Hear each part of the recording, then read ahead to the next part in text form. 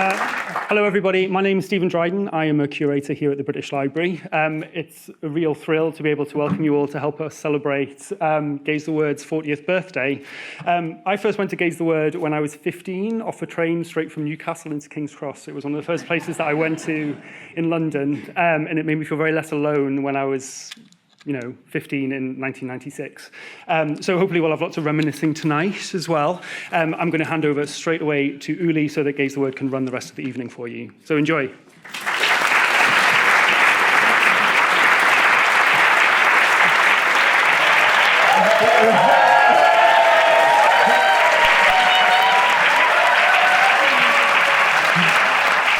Thank you, everyone. Thank you. Good evening. My name is Uli, and it is my great honor to welcome you to the British Library for this very special evening celebrating the 40th anniversary of an extraordinary little bookshop, Gaze the Word. I would very much like to thank the British Library for hosting us this evening, and I'd especially like to express my appreciation to Jonah Albert and Stephen Dryden for their support and for their friendship. As some of you may already know, a couple of weeks ago, Sarah Waters had to regretfully pull out of tonight's event for personal reasons. And I also have to share with you that this morning I was informed that Damien Barr is very sadly unable to host tonight's celebration due to illness. I know how devastated Damien is not to be able to be with us this evening, and I'm sure I speak for all of us when I wish him well and a speedy recovery. So tonight, I will be your guide. Through an evening of memory sharing and author readings, a smorgasbord of prose, poetry, and politics, all in one night.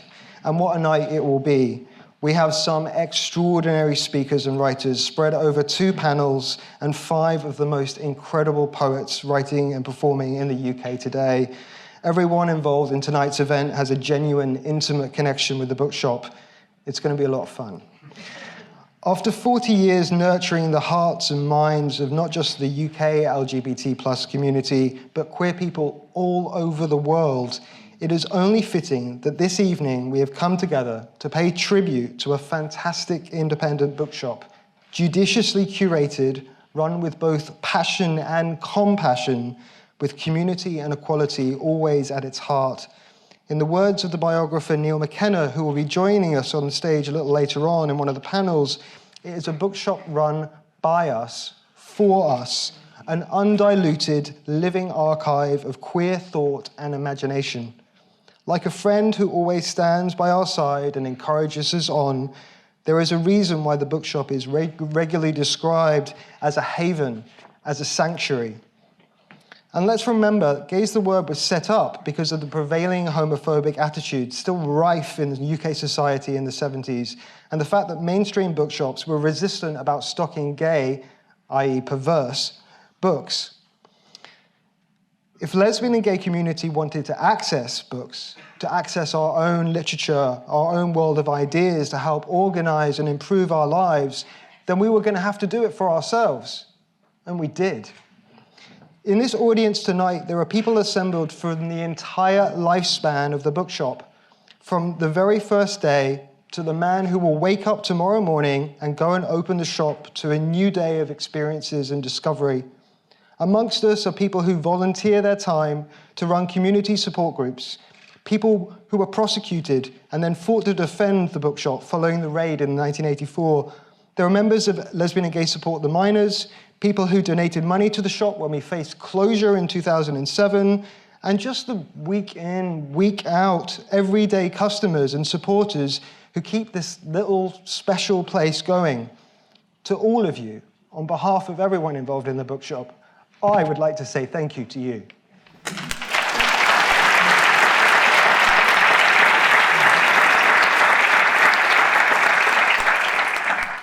Gaze the Word is one of the most special and kind-hearted LGBT+ community institutions imaginable. Providing much-needed support and literature to our community is a genuine privilege.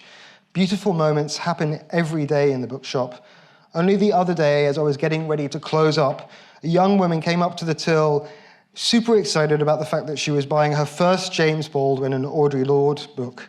And I thought to myself, never mind learned, never mind literary, this bookshop is cool. In my time at the bookshop, I've taken phone calls from people so closeted and anxious about their sexuality, they have literally been speaking to me hidden inside a cupboard so they're not overheard. I have closed the bookshop in the middle of the day to make a cup of tea and sit down with a guy so terrified they might have contracted HIV that weekend, they can barely speak. The fact that we can be there for them in that moment and refer them on in the right direction is an important element of what we do.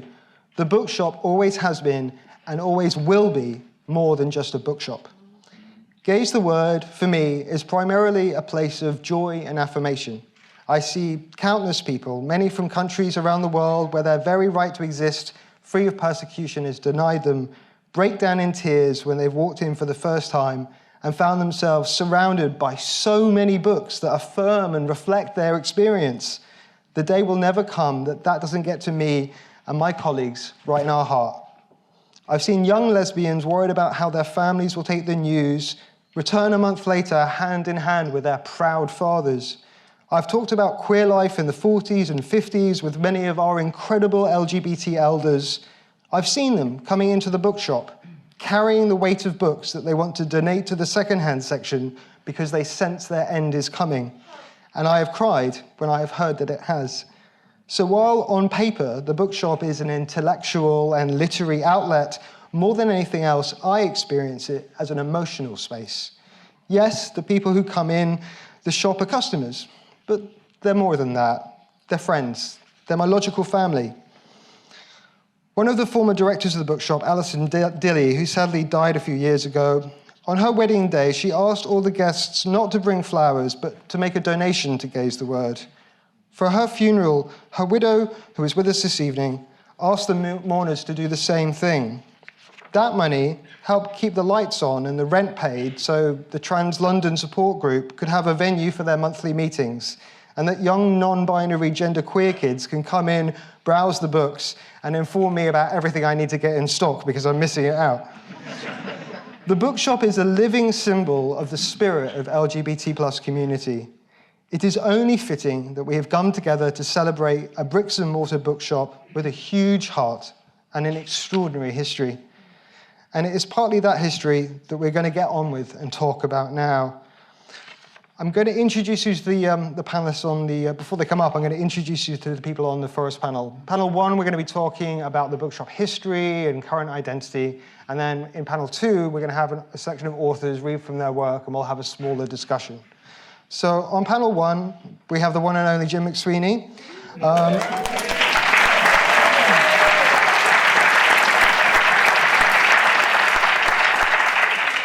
December 2019 will mark Jim's 30th year working at Gaze the Word bookshop. Jim came to the UK from Cork in 1982 to study drama.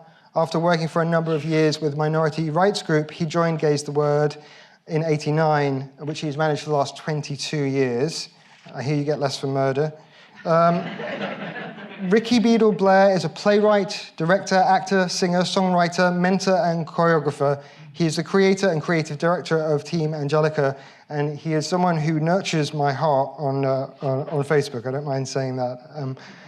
V.G. Lee is the author of 5 novels and 2 collections of short stories. In 2012, V.G. was nominated for a Stonewall Award for her writing. Her second collection, Oh You Pretty Things, has just been published. Gregory Woods is the author of Articulate Flesh, A History of Gay Literature, and Homington, and numerous collections of poetry. He is Emeritus Professor of Gay and Lesbian Studies at Nottingham Trent University. Please join me in welcoming the first panel.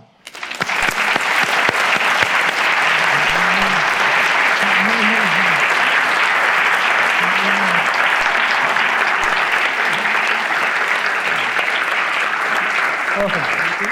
Yeah, here and here. Yeah. Go here. Perfect. Thank you. How are we doing? Pretty good. Good. So I'm going to start with you, Jim. Okay. 40th anniversary of Gaze the Word. How does it feel? I find it very moving listening to you speak just there. I was moved to tears. You captured very eloquently the essence of what it means to be in the bookshop. In the 30 years that I've been here, I've seen the bookshop go from when it was very important, and this is where you went if you wanted lesbian and gay books, to a time when books became available everywhere, and where the new bookshops chains were looking for new markets, set up gay sections, and Soho took off. And you didn't have to come to Gaze the Word anymore. And I've been here when the wind was and the dust was blowing through the shop. And we wondered, has our time come? And then suddenly we surfed through that, through the Defend Gaze, through the Sponsor a Shelf campaign. And then the film Pride came out. And that's been extraordinary. A whole new generation of people have found the shop for the first time and have come in. And I have, in my 30 years, I have never seen it so busy. And it's extraordinary. To what extent do you think kind of...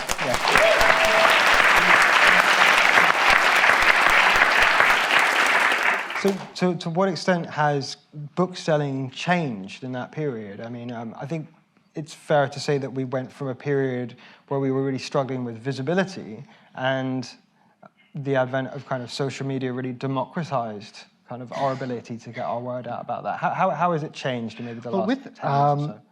It used to be that you'd only get press coverage if you were facing horrendous rent increases, which happens every so often, or there'd been a brick through the window, which again happens every so often. And people were worried, oh my God, are you closing? Are you okay? How are you doing? And we've never had a lot of money for advertising. And with social media, and that's changed everything. We have control over how we put our message across. And we put lots of positive messages out there, promoting books, but also saying, oh, East London lesbians are doing this. Go and see this film. Oh, look, there's an interesting exhibition. And certainly with Twitter, I think we've got about 25,000 followers on Twitter. And we started on Instagram last year, and through Erica's very hard work, we've reached 7,500 followers. And most people on Twitter are under 30. It's a young audience. And I can see from the responses, you'll get 400 likes, 600 likes, 800 likes. It's a happening space. And they're coming into the bookshop. And that's, pretty extraordinary. Yeah. You find it renewing? It's certainly renewing. And I'm enjoying the buzz of the young people coming in. And wished I'd had their confidence at 16. I came out at 22 when I came to England, and was very nervous when I first came to the bookshop. I remember walking around the block. I froze as I approached the door and walked around the block and managed to go in the second time. And here are kids of 16 coming in with their mums or their dads and buying their bisexual or their pan badge and claiming their space or going, oh, look at all of this. And it's lovely to see. And then they talk to me as, an old man, I suppose. I'm old enough to be sometimes their grandfather. But there's an engagement. And they're part, as you said so eloquently, our family, the next new queer generation. Right. Yeah, it's a shared communal space, I think. We get people from all walks of life in it. How did you first get involved in working in the bookshop? In Gaze the Word? Gaze the Word.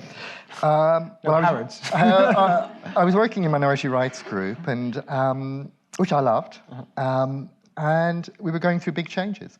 And then a job came up doing admin at Gaze the Word, and it was a salary drop, but I thought, I think I will go for that, and I did. And then, you do a terrible interview. I thought, oh, sweet Jesus, I talked too much. That was a cock-up. And I went home, and my flatmate Michael poured me, he does strong gin and tonic, which he gave me. And then the phone rang and said, hi, we'd like to offer you the job. And it just had worked. You never know how you're getting across. Yeah. But we had a bookshop at home in Ireland. So you have a family background of working? Family background groups. Instead of sending me up a chimney, I was working in our bookshop from the age of 12. 2 and 6, which actually wasn't a lot then, but you know, it kept me out of trouble. And it did change me from being quite a shy young man to being used to talking to people, which is what I did. And around at home, there were always loads and loads of books. You know, we read lots. It was, yeah. So it was coming home, coming into the bookshop. And your mentor at Gaze the Word was Paul Hegarty, of course. Yeah, I first came to the bookshop in '83 and went to Icebreakers, which was a gay socialist group. And I met some of my closest friends there, and it made me read lots on politics and feminism and ideas, and it gave me a core which has stood me throughout my life. And of course, we go to the pub afterwards and have a laugh and sometimes cop off and etc. But it was, you know, once every 2 weeks you would go along and talk about ideas. And I went from being shy and scared to just being very proud of being a gay man. It took me a while. I was coming out to different members of my family and didn't come out to my mum till I was 30, when I actually got the job at Gaze the Word. In between, I'd been on gay pride marches, I'd done gay theatre, I was gay. And when I went home, I was a good boy. And nothing. But I met Paud then, back in '83, and he became a good friend. But he was also later my boss and a mentor. And one of the things, Paud knew a huge amount about books and politics, very gentle and also very strong-minded. He didn't suffer fools. And I discovered often if I made stupid comments, and he would tell me what it was about. But I hope when I took on the mantle of Gaze the Word that I was helping to continue Paud's work, and that I hope that I wouldn't drop the plate. I was always aware of that. Yeah, for me, Paud's essence is still in the bookshop. And for him, it was really important that it had a strong academic quality and politics and fiction, that there was a really wide range of books. Yeah, he was extraordinary. Ricky, thank you for joining us this evening. Can you tell us a little bit about your memories, your first memories of Gaze the Word? Well, I was 17 the first time I went into Gaze the Word, which was like it's just me making these strange sounds. I think you're okay. I was 17 and I went there in April 79, so literally a couple of months after. Just after. And I actually went there to perform. I was in a group with 2 other 17-year-olds, my best friend still, and Robert Shabara and an amazing woman called Michelle Bourne. We were this a cappella singing group, and we were going to do a gig, which I think it was like the 3rd month anniversary or something. They're having a little anniversary. Right. And my bestie Robert had actually been there on the first night, and he told me about it, and it was very exciting. And I grew up loving books. I decided to be a writer when I was 3 years old. As soon as my mum started teaching me to read, I knew I wanted to write. And so I surrounded myself with books. My flat now is filled with books. And so to go into a space where all the books were queer books was just overwhelming, like Aladdin's cave. And then to be, of course, I was a classic 17-year-old of I deserve to be here, and being in Bloomsbury and thinking, this is all the queers used to be here, where it all happened. Right. It was such an exciting time. I still have the poster that we did for that gig on my wall. I should have brought it, shouldn't I? Yeah, that would be amazing. Yeah. I'll have to get a photo of that. Yeah. And I wasn't really aware that how performative the early days of Gaze the Word were in terms of what happened in the evening. Always loads of stuff going on in the evenings. I went along to the first time I ever went to a young queer black.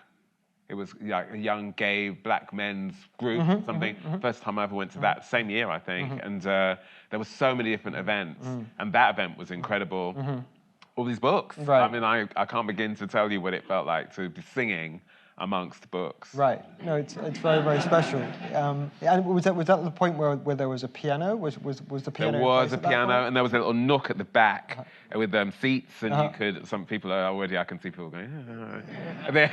there was this nook at the back, and it was like a little cafe. You can make yourself tea and hang out there. But we pulled all that out and made ourselves a little stage. Right. And then we performed the hell out of it, and it was packed. Right. And again, you got to remember this is '79. Right.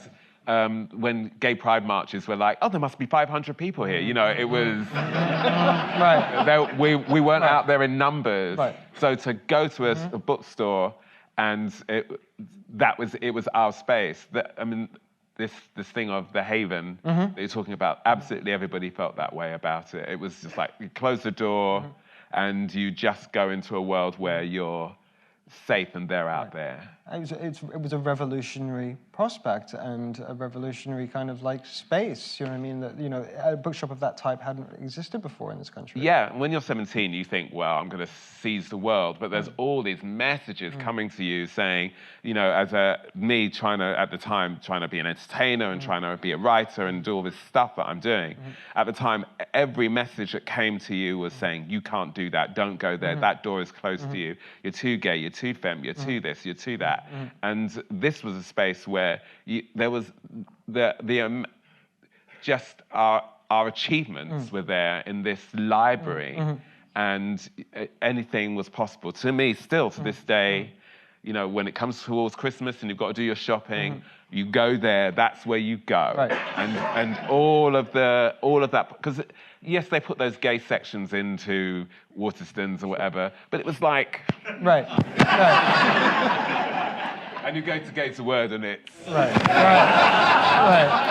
Exactly.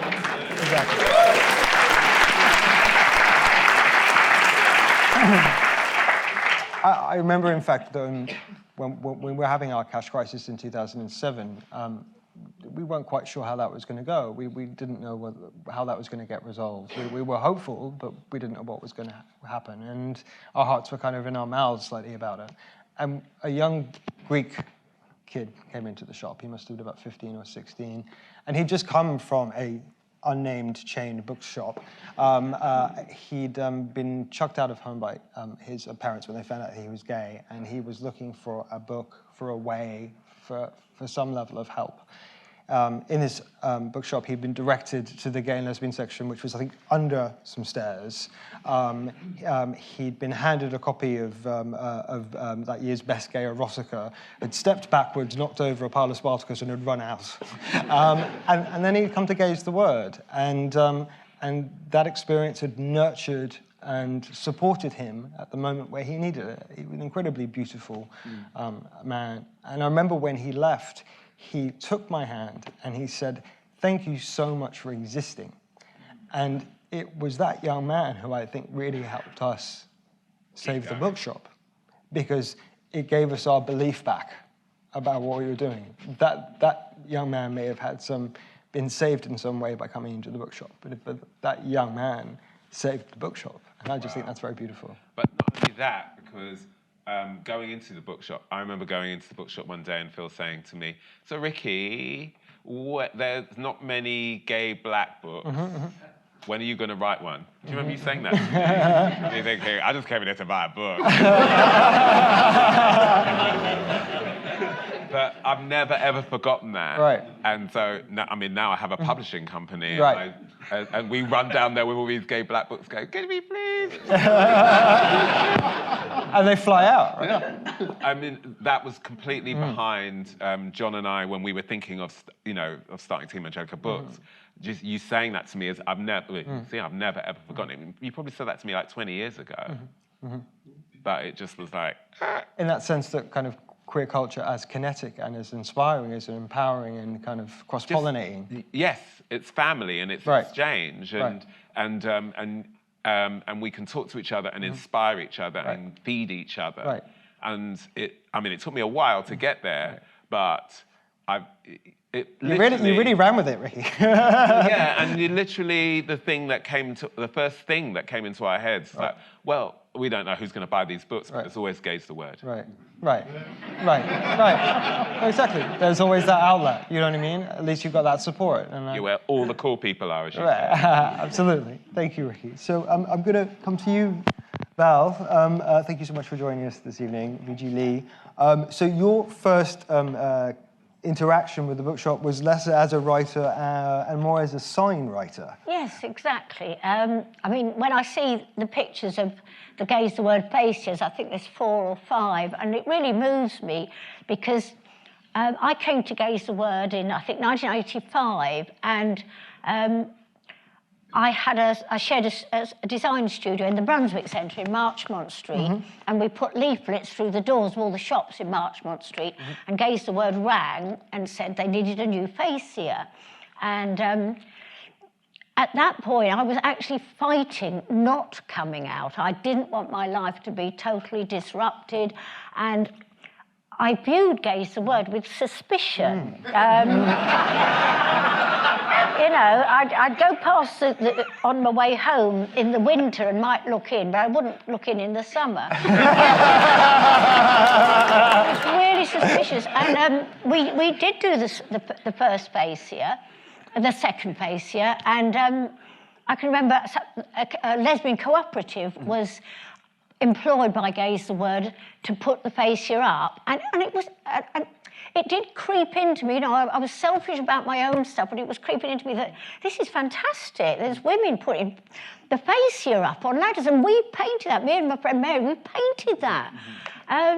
But by the time we did the second fascia, several years later, I was converted, really.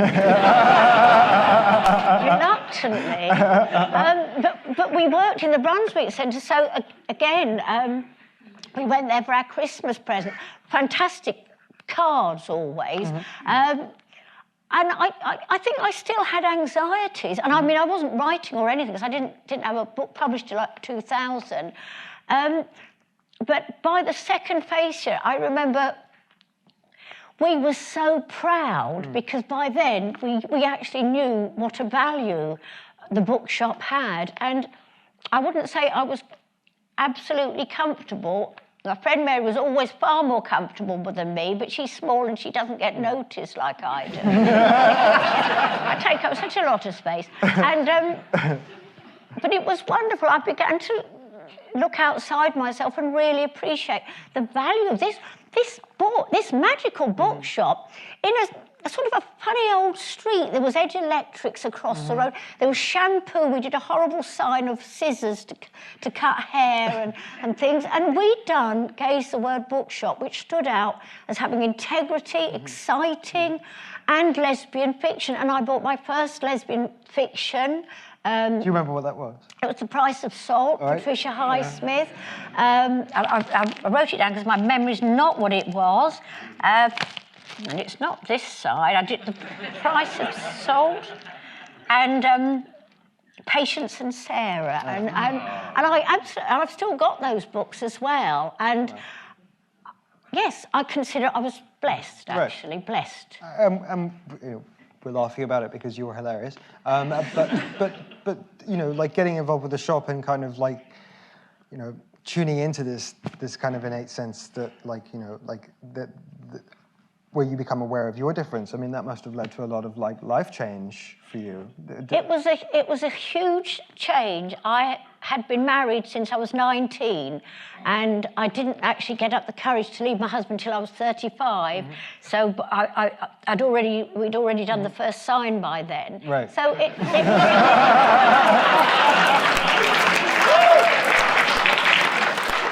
I must say, I generally don't let morals stand in the way of enjoyment. It was a very. I was hiding, you know, and I was hiding books. I was hiding things at the Brunswick Centre. Right. So it marked.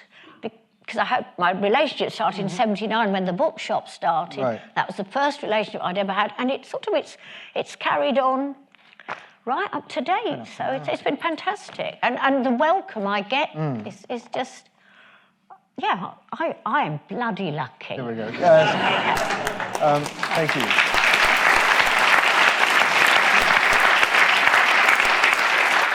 And you were mentioning about kind of coming to writing kind of later on Yes. in life. What has the bookshop kind of mentor you and offered you as a writer, as someone getting involved in that process in terms of, I know, your writing career? Has it been a source of support? Like, what's your relationship with the bookshop as a writer? The bookshop has been so supportive to me as a writer, and doing readings at the bookshop, seeing the books, the stock, has really reinforced for me to try to always, and I know this is up to dispute with many writers, but to always write with a lesbian element to it, to not let. That is my life. My life is as a lesbian in a lesbian community, and the bookshop, I think, seeing all these lesbian writers, these people, the history of men and women who have been true to their, you know, to their gender, to their sexuality, it impressed me. And I didn't want to be impressed, but it got into me, like some sort of little bug. So it kind of inspired authenticity in your life, but also in your work. I made the change, and it was part of it. I've had to pass it every day to get to work for about 8 years. And in the end, I did end up looking in the window and going in. And I think the lesbians were downstairs, which I think I used to be a little bit fed up with. But whatever, it's just been a great influence. And I'm sure it is to many, many women. Right, no, it does. The lesbian discussion group has been running for 37 which is amazing. years. And you went to that group as well. I've done a reading there. You did? Okay. I've done so many readings, and it's, you know, everyone. The warmth I always get, the glass of wine in your hand almost immediately. Right. We didn't have that at Gregory's event. Don't mention that. Gregory, you've been. Thank you, Val. You've been involved with the bookshop for an extended period of time. In fact, you used to contribute to the Gaze the Word kind of book review. Is that right? Yeah. I guess I first went into the shop in the first year or two of its existence. I was in the middle of writing a PhD thesis on gay men's writing, on gay men's poetry. And I think my initial experience, and no, come to think of it, my experience of the bookshop for the whole 40 years is that it's intensely irritating, because I go in there and the people in there know far more about gay literature than I do. And that was my first experience of going in there and talking to Port Hegarty, thinking that I knew everything because I was halfway through a PhD thesis. And then being sent into a complete spin of ignorance, of all kinds of things I didn't know about, just from a 10-minute conversation with Ford, and then Alison Dilley, and then Zayed Dar, and so on, and you lot. And you go in there, and just from any conversation, you, despite being a so-called expert, you learn all kinds of things from the stock that you're keeping turning over all the time. And yeah, I spent the 1980s more or less most of that time on the dole and trying to find academic work, which for someone with that kind of PhD was really quite difficult. But so I didn't have the money to buy the books, but I spent a lot of time in there. There was the coffee in the back, and there was the community notice board, which was kind of nice, and I copped off a few times via the notice board. Perfect. And I mean, I think that aspect of the bookshop's really important. I've always hated the club scene. I'm too scared of it. I still am. I always have been.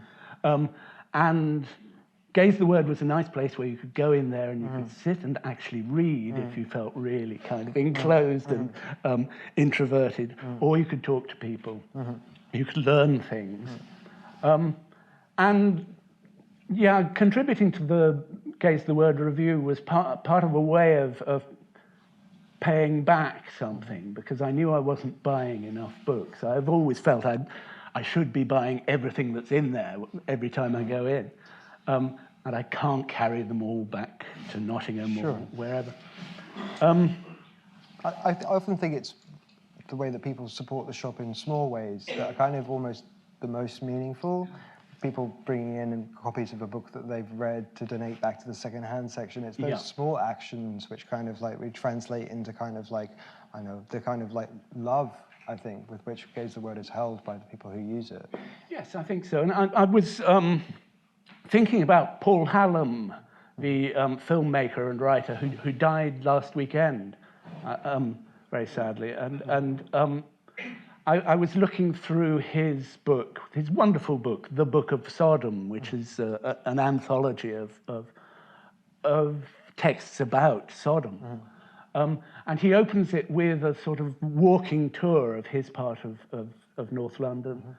And he drops into Gaze the Word there, and he looks through the second-hand book section. And he notices there are books in there that have come in because someone has died. This is in the early 90s, I think, and so it clicks that section is, as it were, being helped by the AIDS epidemic. But that then is this kind of passing down of the culture through the second-hand book section. He also then looks at the Sodom studies, I think he calls them, or something like that. Sodomite theory books, the academic books, and thinks that they're very important. And that's one of the things that has always struck me about Gaze the Word is that you can go in there in different moods and go to different sections of it. It's as if it were an enormous book. And so you can go in on the day when you just want to leaf through the skin mags or buy a ridiculous birthday card for someone. Or you can go to the heavily theoretical academic section, or find a cheap novelette, or whatever. There's that kind of range of stuff. And the other thing that I thought was very important in the first 2 decades was that there was an extraordinary balancing act going on between the different kinds of customers you had, so that you had all the gay male sex stuff, for instance, at a time when a lot of your lesbian customers were strongly anti-pornography. And okay, the ones who were most anti-porn were going somewhere like Silver Moon and avoiding Gaze the Word altogether. But actually, Gaze the Word has managed the relationship between its gay and lesbian customers, I think, in very clever, subtle ways, and the relationship between its academic customers and its more normal customers. And so, I mean, you know better than any of us the kind of range of people who go in there and get different kinds of satisfaction from just being there, but also from the kinds of things that they read after they've been there. I think it's really important to us that it's an inclusive space.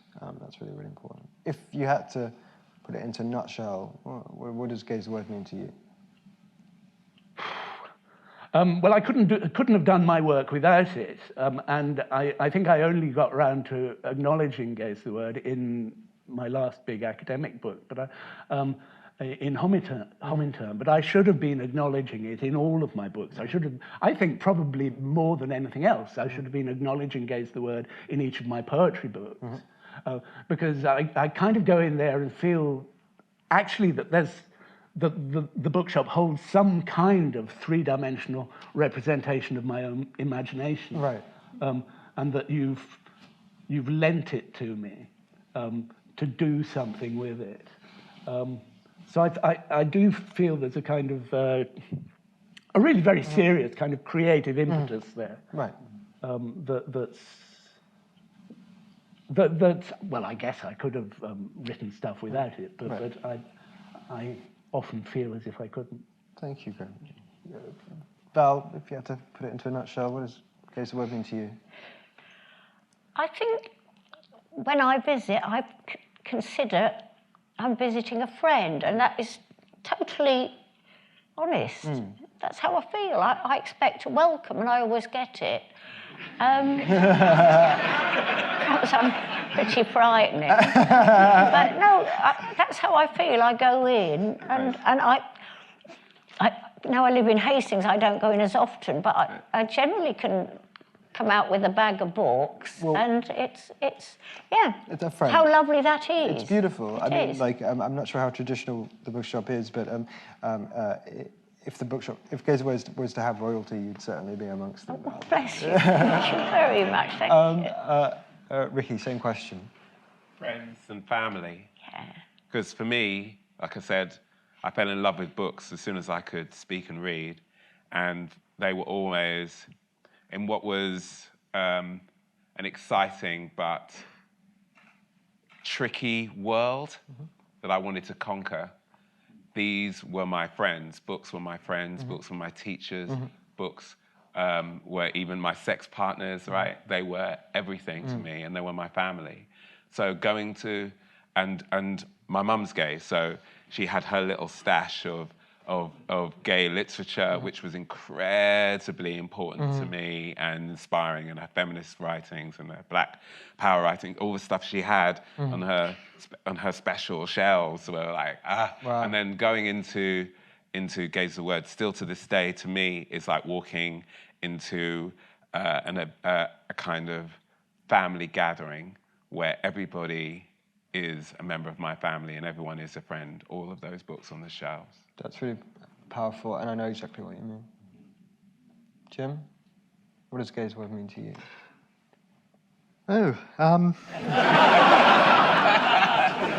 It's my place of work.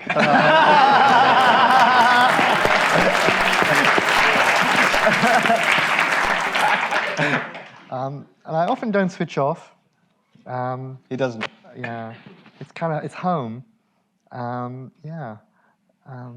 And where I feel most at ease, and that's because of the people who come in. I mean, I love choosing books and going through catalogues and reading and bouncing ideas off customers. But I do the admin and the accounts and all of that stuff, but the thing I like most after 30 years is being on the till. You know, and just that engagement.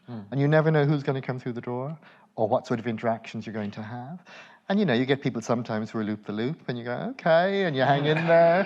Or you get and it's, you know, you have to deal with threat.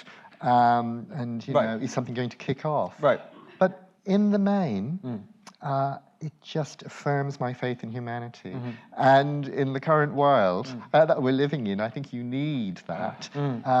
So, yeah, that's what it means to me. Thank you. Welcome. Ladies and gentlemen, Jim McSweeney, Ricky Beadle-Blair, V.G. Lee, and Gregory Woods. Thank you so much, guys. Thank you. Thank you. Thank you.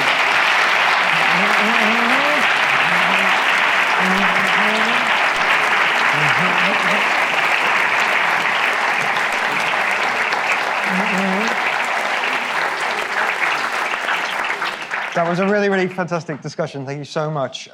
Before we move on to our second panel, where we're going to hear from four amazing authors, hoping the VT is long enough to let them get back from the bathroom, we are going to hear some very special messages from some very special people who couldn't be here this evening. Please roll the tape. Hello, I'm Sarah Waters, and I so wish I could be there with you to celebrate 40 glorious years of Gaze the Word bookshop.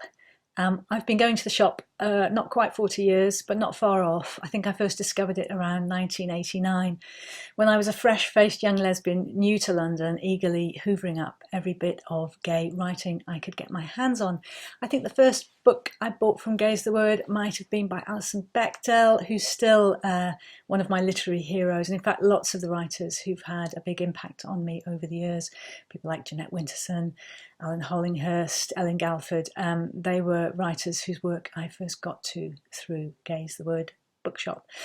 So, Gaze the Word, I owe you a lot. I owe you a lot as a reader. I owe you a lot as a writer. And like many, many other people, I owe you a lot simply as a queer Londoner for whom the shop has been a box of literary delights, a haven from homophobia, a place of self-discovery and empowerment. So many, many happy returns. Again, I'm sorry I can't be there, but here's to the next 40 years. Happy birthday to you, Gaze the Word. I've been coming to your bookstore with great pleasure over the years, and I remember defending you during the years when Customs was giving you problems. Anyway, I've had many signings there, and I love your bookstore. Hey there, Uli, and all the Gaze the Words folks. This is Armistead, speaking to you from San Francisco. I have so many happy memories about Gaze the Word. Of course, the thing I'm proudest of was having been seized as indecent material by Maggie Thatcher's government in, when was that, about 1985. Even before that time, I had done a book signing at the store, and I got a huge laugh without exactly knowing why when I was asked where I lived in San Francisco. And I said, I live in a lovely little cottage on the hill. And the room burst into laughter. And that was the beginning of my British queer education. I send you all best wishes and happy thoughts. And this is a landmark organization, Gaze the Word. And it will continue to be so, a harbor for people as well as a living room, a place to be with your peeps. Hello everyone. I'm really sorry I can't be there tonight, but I wanted to chip in long distance and say happy birthday, Gaze the Word. What an amazing place you are. It's hard to put into words exactly what you mean to us, but if I had to sum it up, I would say if there was one place, never mind in London, but in the world, where I could take someone and say, you want to know just what is so fabulous about being gay, come with me, walk into this room and look around you. It's all here. So many fabulous books, so many as yet undiscovered possibilities. So thank you for being there all through my life, and please don't go away anytime soon. Happy birthday. Lots of love. Bye.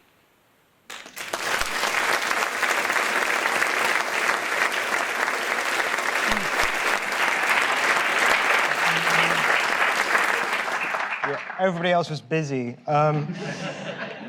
I should explain that Neil Bartlett told me to tell you that he has plaster on his head because he tripped up in an urgent mission for some trade.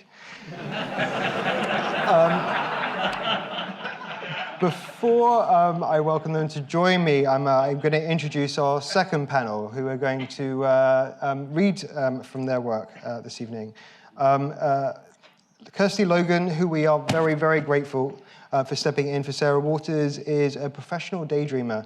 She's the author of 2 novels, The Gloaming and The Gracekeepers, and 2 short story collections, A Portable Shelter and The Rental Heart and Other Fairy Tales. She has, according to her biog, tattooed toes. Juno Dawson, Queen of Teen 2014, is a multi-talented winning author. Her debut novel, her adult debut, the memoir The Gender Games, was published in July 2017.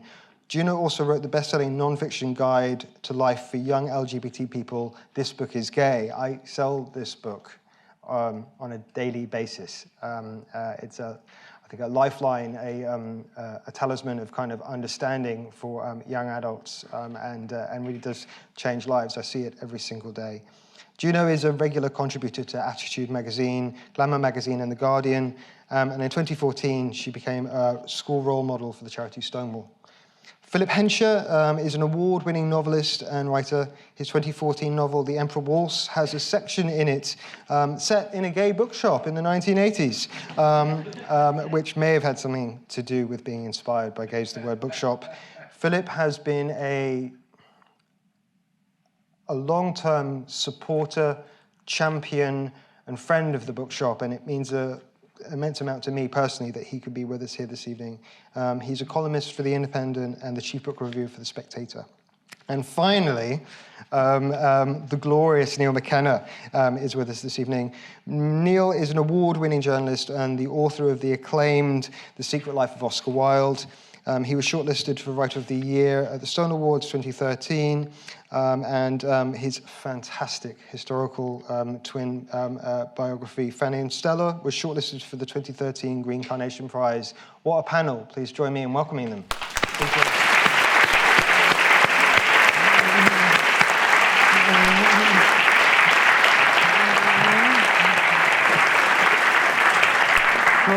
Yeah, just sit here. That'll be perfect. Yeah, hey, yeah, come here. And then, boys, just there, my love. Yeah, cool. So I think if everybody's okay, I might get us to crack on with a bit of reading. Go straight in for it. Kirsty, thank you for joining us this evening. We moved to what feels like heaven and hell to get you here. I'm so grateful that you could be here. What are you going to be reading from this evening? Well, I thought I would read from my very first book, my little queer debut into the world. So I was going to read you a very short section of a short story. Fantastic. Do I get up? No, I'll sit. Whichever you prefer. We're all friends. Yeah. I'll stay seated. So I'm going to read just two little bits from a story from The Rental Heart, which was my first book. And the story is called Underskirts, and it's a story that's kind of a series of monologues from different characters who are involved in a story. I won't tell you any more than that, but I'm just going to read you, there's about 8 characters in it, but I'm just going to read you 2 of the little sections. And I'll tell you briefly, it's about a lady, a fancy kind of lady of the manor, who seduces all of her servant girls, as you will see from this section. It's got some naughty words in it, just in case anyone is not of age in here. Cover your ears for the start. So this is the lady speaking. Oh, how I have loved. My days are flaxen and holy with love. My nights are viscous, lucid, spilling over. My finger pads hum. The roots of my hair feel gold-dipped. The meat of my eyes is speckled with gold. Gold dust blows across my cheeks. The girls and their love. No need for sleep when their saliva is sustenance. Their sweet country cunts and their kiss. I find them, I whisper of my home, and they're up on my horse before the daisies close. The look in their eyes is clean as dawn. Their fingers in my mouth taste of buttermilk. My castle is a mother, is a lover. Once upon a time, I say, and they follow my hooves inside the walls, and I close the door up tight behind them. My enchantments keep them for a turn of the sun or a phase of the moon, and then they find the chink in the walls and slip out faster than smoke. I know they look back. I see the light glint off their eyes. Some do stay, 1 or 2 star-bellied and honey-fed girls. I tuck them under my swan wing. Does that mean? Too much? Tone it down, they're saying. I tuck them under my swan wing. Oh, you want me to use this instead? Okay. Oh, was it? Or shall I switch it off? It's fine. Go with that. Thank you. I tuck them under my swan wing and tickle them close enough to share heat. They love love as I do. They see the straight line of my jaw along the length of their thighs, and they see how it fits, the geometry of bodies. They have wondered for so long why nothing ever fits, why the knobs of their spines press hard on chair backs, and why they can't lie parallel in bed. And then there I am. I know how to fill the gaps in a girl. And I'm just going to read you one other little section, which is the voice of one of the girls. No spoilers, but it's not all fun, sexy times. It goes a little bit wrong. So this is girl number 6. There are lots. I stayed for a year. I was not the only one. It was 3 to a bed in my lady's chamber, but still I stayed. I don't know what I was searching for. I don't know if I found it. Living in that house was like living inside a painting, one of those lush, dark oil paintings, a still life of overripe fruit, a severed boar's head, a cat toying with a pitted wheel of cheese. Everywhere I went, I was sure people could smell the sweet salt fleshness on my fingers. Men in the streets stopped to stare, stopped to lick their lips, though I was shoulder to ankle in my cloak. Her scent went that deep, right under my flesh, all the way to the marrow. For months after I left, I would still catch the breeze of her when I angled my body just the right way. There were creases and edges of me that I could not get to, and that is where she hid, too far down to scrub out. My parents knew somehow. They could smell the shreds my lady left in me. I went back to the muck of the kitchen and the heat of the stables, but there was no good there to be found. Everything was overlaid and underpinned with her. My dresses would not fit. They were too tight, too low, however much fabric I added on. My scarf would not cover my hair, and tendrils slipped out to frame my rosy cheeks. My mouth felt always swollen, always reddened. I married a cut-out man, all hands and knees, and I stood wide-eyed as a nun in my white dress, calm as can be, like ice would stay cool in my palms. I imagined my lady when I vowed, thought of how she would glitter and cackle to see her bedfellow in snow-colored chiffon. I thought my vows would topple her, but she clambered up on them. She strung each word and wore them as a necklace, warming them like pearls.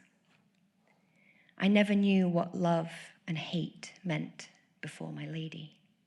Wow. Thank you. Thank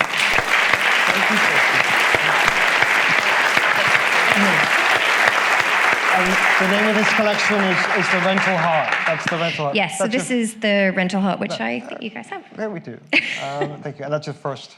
Was that your first short collection? Thank you. It was amazing. Neil, I'm going to come to you next, darling. Oh, right. What are you going to read from? Well, I just want to say before anything else that despite Herculean efforts on my part, I have never managed to pick anyone up in Gaze the Word. And I have really tried very hard, as Ollie and Jim will testify, and Port indeed. And I spent many, many, many hours hanging out there, and I was totally unsuccessful. So I'm in awe of those people who've managed to pick up in Gaze the Word, because it's something I've never done. Well, darling, I've done everything. I've looked at the board upstairs, downstairs, in the coffee section. I've been nice to customers. I've offered sympathy, offered a shoulder to cry on, but nothing has ever happened. And I feel somehow that I'm lacking. I'm going to have to stand up because Absolutely. I can't actually read when I'm sitting down for some strange reason. As you prefer. Now, I wrote this book called Fanny and Stella, and it's about two very silly young queens who like to drag up and go and have lots of sex with people. And they were arrested in 1870. And they had a den, a drag den, in Wakefield Street, just round the corner from Gaze the Word. And I think that their spirit imbues Wakefield Street and Marchmont Street and Gay's the Word. And I'm going to do something that I'm not supposed to do, and everyone says you shouldn't do. I'm going to read from the end of the book, because it's a kind of perverse and slightly glorious celebration. And Fanny, who was the plain one, had died of syphilis, very sadly. It happens. And Stella, who was the selfish, coquettish, difficult, bitchy one, but very pretty and beautiful, had come through the trial and is chastened. So we're just picking up Stella in later life. Stella rarely complained now. The dark moods and thunderous faces of her younger self were gone, replaced by a quiet joy and a deep sense of gratitude. She was grateful for the life she had, grateful that she was not rotting in some dark and dank prison cell, grateful to be working in the theatre, grateful to be alive. And if, for a moment, she was ever ungrateful or disappointed or dissatisfied with her lot, if she was ever sharp or impatient or petulant, she had only to turn her thoughts to poor dear Fanny, so cruelly taken from them in her prime. Of course, there were still followers and beaux and gentlemen callers, though to be strictly accurate, only a very few of her gentlemen callers were gentlemen, or anything much approaching gentlemen. Still they came, though she was no longer young and no longer beautiful. But she was, after all, Miss Stella Boulton Byne Blair, and she could no more stop followers from following, beaux from coming, and gentlemen callers from calling, than she could stop the rain from falling or the wind from blowing. Still they came, like the endless waves breaking upon the shore, young men and old, fat men and thin, tall men and short, shy working men in stiff collars and Sunday best suits, who spoke in strange accents and came to ask her to walk out with them. Callow youths who blushed and stammered and poured their love out in a scolding torrent of words, and cocky, cheeky youths who flirted with her violently. Soldiers and sailors, vagabonds and ruffians, men of middling rank and men of no rank at all. Poor men aplenty and rich men, though in truth these days rich men were at something of a premium. Still they came to fate Stella, to admire her, to desire her, to court her, to fall in love with her, and sometimes, sweetly and seriously, to propose marriage to her. Stella loved them all, and she was kind to them all. What else could she do? How else could she be? She must be tender, she must give them comfort, and she must give them love. She must tend to their bruised and broken hearts. She must fledge them and make them strong. She must teach them courage, and she must teach them to endure against all hazard and against all hardship, just as she herself had learned these bitter lessons. She must give them hope, even when hope could hardly be imagined, let alone grasped. Most of all, she must transmit to them the strange and secret joy that was special to their kind and to their commonwealth. The same strange and secret joy that poor dear Fanny had found. The small flickering flame of joy that must be painfully and carefully nursed from feeble, sickly ignition into clear and vigorous combustion. It was her mission and her purpose. Stella knew that the path stretched out endlessly before her. Not in her lifetime, certainly. Not in the lifetime of those that followed. But perhaps in the lifetime of their children's children, the first glimmering of this burgeoning flame of joy would pierce the dark and cruel night, like the breaking of a rosy dawn on a summer's morn. Stella had seen in the new century, and she had outlived the old queen. In the autumn of 1903, she fell ill, seriously ill, with an affliction of the brain. The doctors said it was a cerebral neoplasm, a growth in the brain, and most probably a consequence of syphilis. It was a long illness, bravely borne. After a life of quite extraordinary incident, Stella passed away peacefully a year later, aged 54, with Gerard by her side.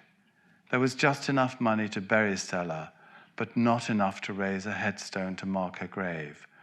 Only a handful of mourners were there to witness her passing. The sky was bright with heavenly light as they gathered above Stella's unmarked grave. All of them. A great celestial host of boogers, bogards and buggers, of catamites and ganymedes, of Ingalls, Pathicks and Puffs, of Mollys, Marjories and Mary Anns, all the sad young men and all the sad old men, all the he-she's and all the she-he's, all the effeminate men and all the masculine women, all the young men in women's clothes and all the young women in men's clothes, all the androgynes and the hermaphrodites and the in-betweens, all the generations of numberless and nameless sodomites, of martyrs, outcasts and outlaws, of the lost, the lonely and the unloved, all of them in serried ranks, gathered together, a great and joyful host, there to raise her up, to throne her and to coronate her, with gladsome laudings and praisings, as Stella, Queen of Queens, Star of the Heavens.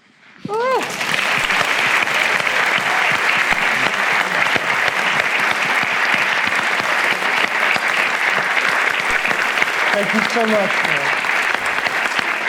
That was amazing. So Juno, I'm going to come to you next. Hello, gorgeous. What are you going to read from?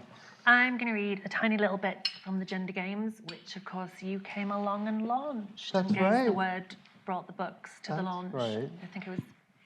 Am I turned on? Yeah. I mean, in a non... I'm on a lot of estrogen. It takes a lot of estrogen. It's going to take more than that. So yeah, I'm going to read a tiny bit from the Gender Games. Wow. Just a tiny, tiny little bit. Yeah, we went right at the start. It's nice that you're reading. Yeah, and thank you for your kind words about this book is gay as well. I nearly did a little cry. Yeah, I see it. I see how work like that translates into changing lives. So thank you. Thank you very much. Well, obviously, before I read, it was like Gaze the Word have supported me from that book. And before This Book is Gay, which is by some way my bestseller, like I was selling no books. I was selling nothing, like 5 copies to my mum. And then my publisher at the time came to Uli and Gaze the Word and said, can we do a launch for this non-fiction title called This Book is Gay? And you said yes, and all my friends piled in. And of course, now I think This Book is Gay is in 27 languages now. Wow, and that's amazing. It comes from there. That's amazing.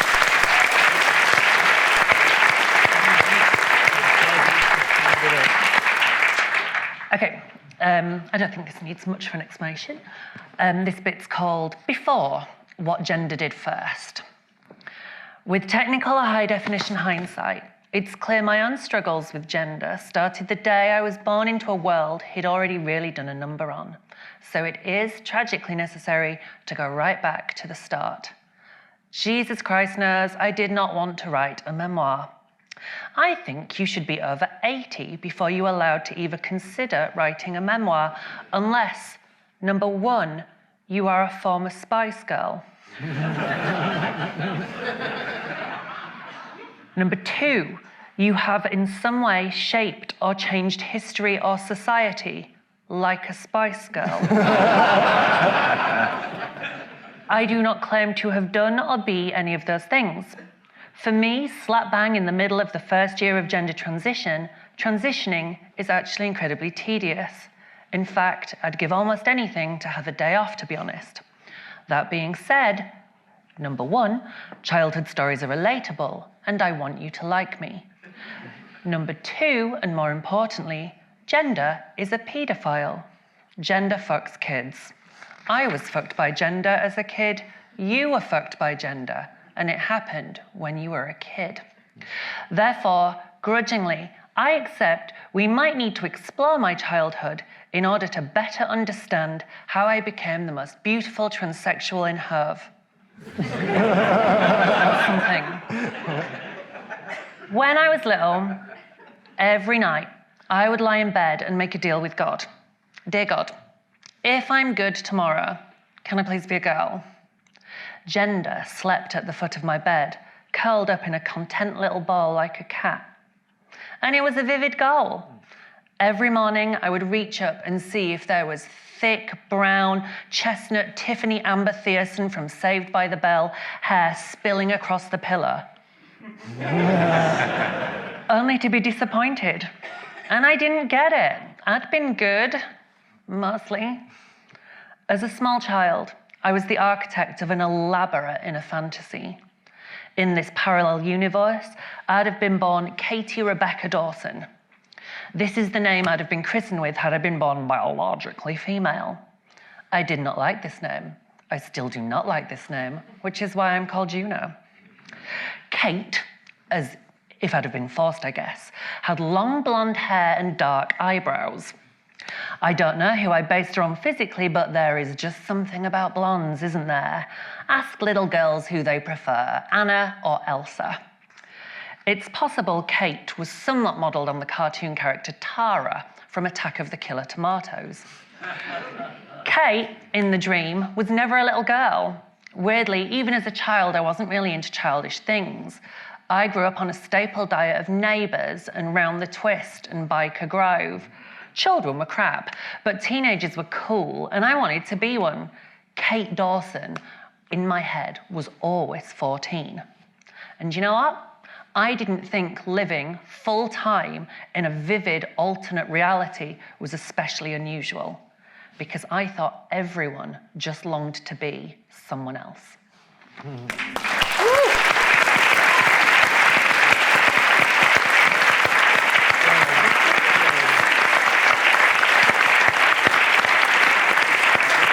Thank you, Juno. I'm not sure if you need that mic or not, but finally we... Do I need it? I think I need it. Yeah, I think you yeah, okay, I need it, yeah. Philip Henshaw, everyone. Right. It's, can I just say, it's just fantastic to be in a room that's so full of love, really. Yeah. And I bet the 40th anniversary of Amazon isn't going to be like that.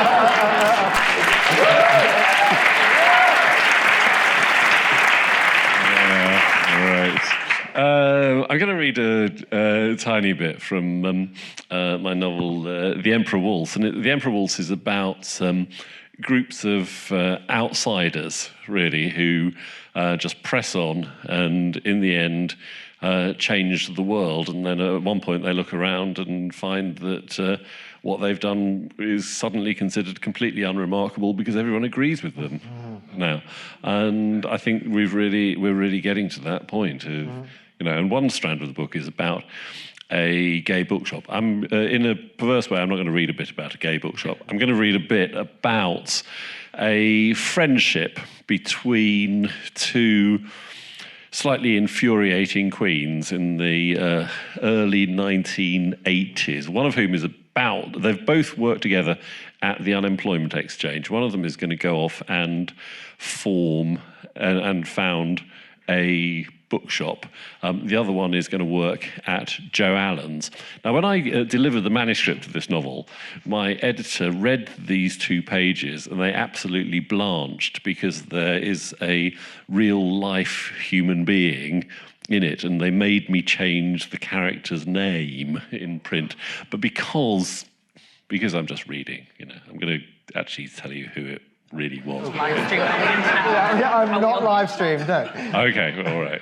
It's absolutely nothing to do with the real person. She didn't do any of this. I just thought it was funny. I don't know. Paul was in his life forever.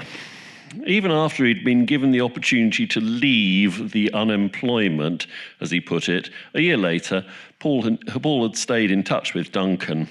Being given the opportunity was one way of putting it, being strongly suspected of pilfering from the Christmas fund kept in Mr. Khan's office another. Paul went straight away into a job as waiter in a West End restaurant of theatrical tendencies, and in 6 months was working as front of house, meeting and greeting and kissing the most distinguished, or almost the most distinguished, of the actor patrons. You see, Paul confided over a cocktail at Peter Harper's, as the theatrical restaurant was called, underneath a red-papered wall of near-identical caricatures, some signed, some with a loving kiss. You see, some of us just find our niches somehow, and I'm sure that you will too. Mother was saying that it seems such a waste that someone of your talents and charms should be so wasted down there in that dreary office. She's quite right, you know.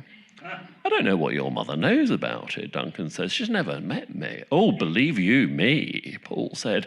She knows a lot about you. When someone's a real human being, like you, or like Mother, you don't have to meet them to understand what makes them go. These people aren't real. She's not, and he's not, and this one behind the bar who calls herself Doris, she's certainly not a real person. Oh, not this again, said the mustachioed barman, polishing a cocktail glass with a cloth. I get this 3 times a week. Doris, you're not a real person. You're just, what was it last time? A Kimra, whatever that may be. And don't call me Doris if you don't think I'm real. There, you see, Paul said, and it's chimera, you uneducated lout. Almost the only proof that another person is a real person is the evidence of an erection. That I insist on. When I go to bed with a man, Duncan, I simply insist on an erection from the moment of nudity onwards. Anything less, the slightest hint of limpness, I regard as a personal insult. And probably evidence of them not being a real person at all. How's that Carlos of yours, darling? I haven't seen him in an age, Duncan said. I only saw him that one time, actually. There's been a phalanx of Spaniards since. I felt like I've been standing at the top of the stairs with a white coat and half-moon glasses, looking at my clipboard and going, next, please. Shouldn't you be working? There's a lot of lost-looking people over there. Oh, fuck them, Paul said. I'll go over in a minute. On the other side of the bar, there were 7 people of somewhat provincial appearance, between 40 and 70, smiling and attempting to ingratiate themselves with whoever there was to be helpful. It was a matinee crowd. Their relations were unclear, but their optimism at being admitted to Peter Harper's, where the stars flourished, was radiant. This was where the magic happened nightly after 11. At 12 midday, one of the slots reserved for unknown names, there was nobody in the restaurant apart from knocking back the vodkas at a corner table in company with 3 elderly rabbis. They'll find their own way to a table, I should say, the barman called Doris said. Have another drink, Duncan, love, it's on the house. Oh, I'd better go over, Paul said. You'll be all right for 20 minutes? I've got my book, Paul said, hoiking an old Gore Vidal paperback out of his pocket. And then he asked me if I would shit on his head if he gave me 50 quid, said. At top volume, to the 3 enraptured rabbis. The waiting women of the matinee party fixed their smiles and moved their tan handbags from one hand to the other. Thank heaven he's gone, the barman said. You can talk to me now. No, I really was going to get on with some reading, Duncan said. It wasn't a prop or anything.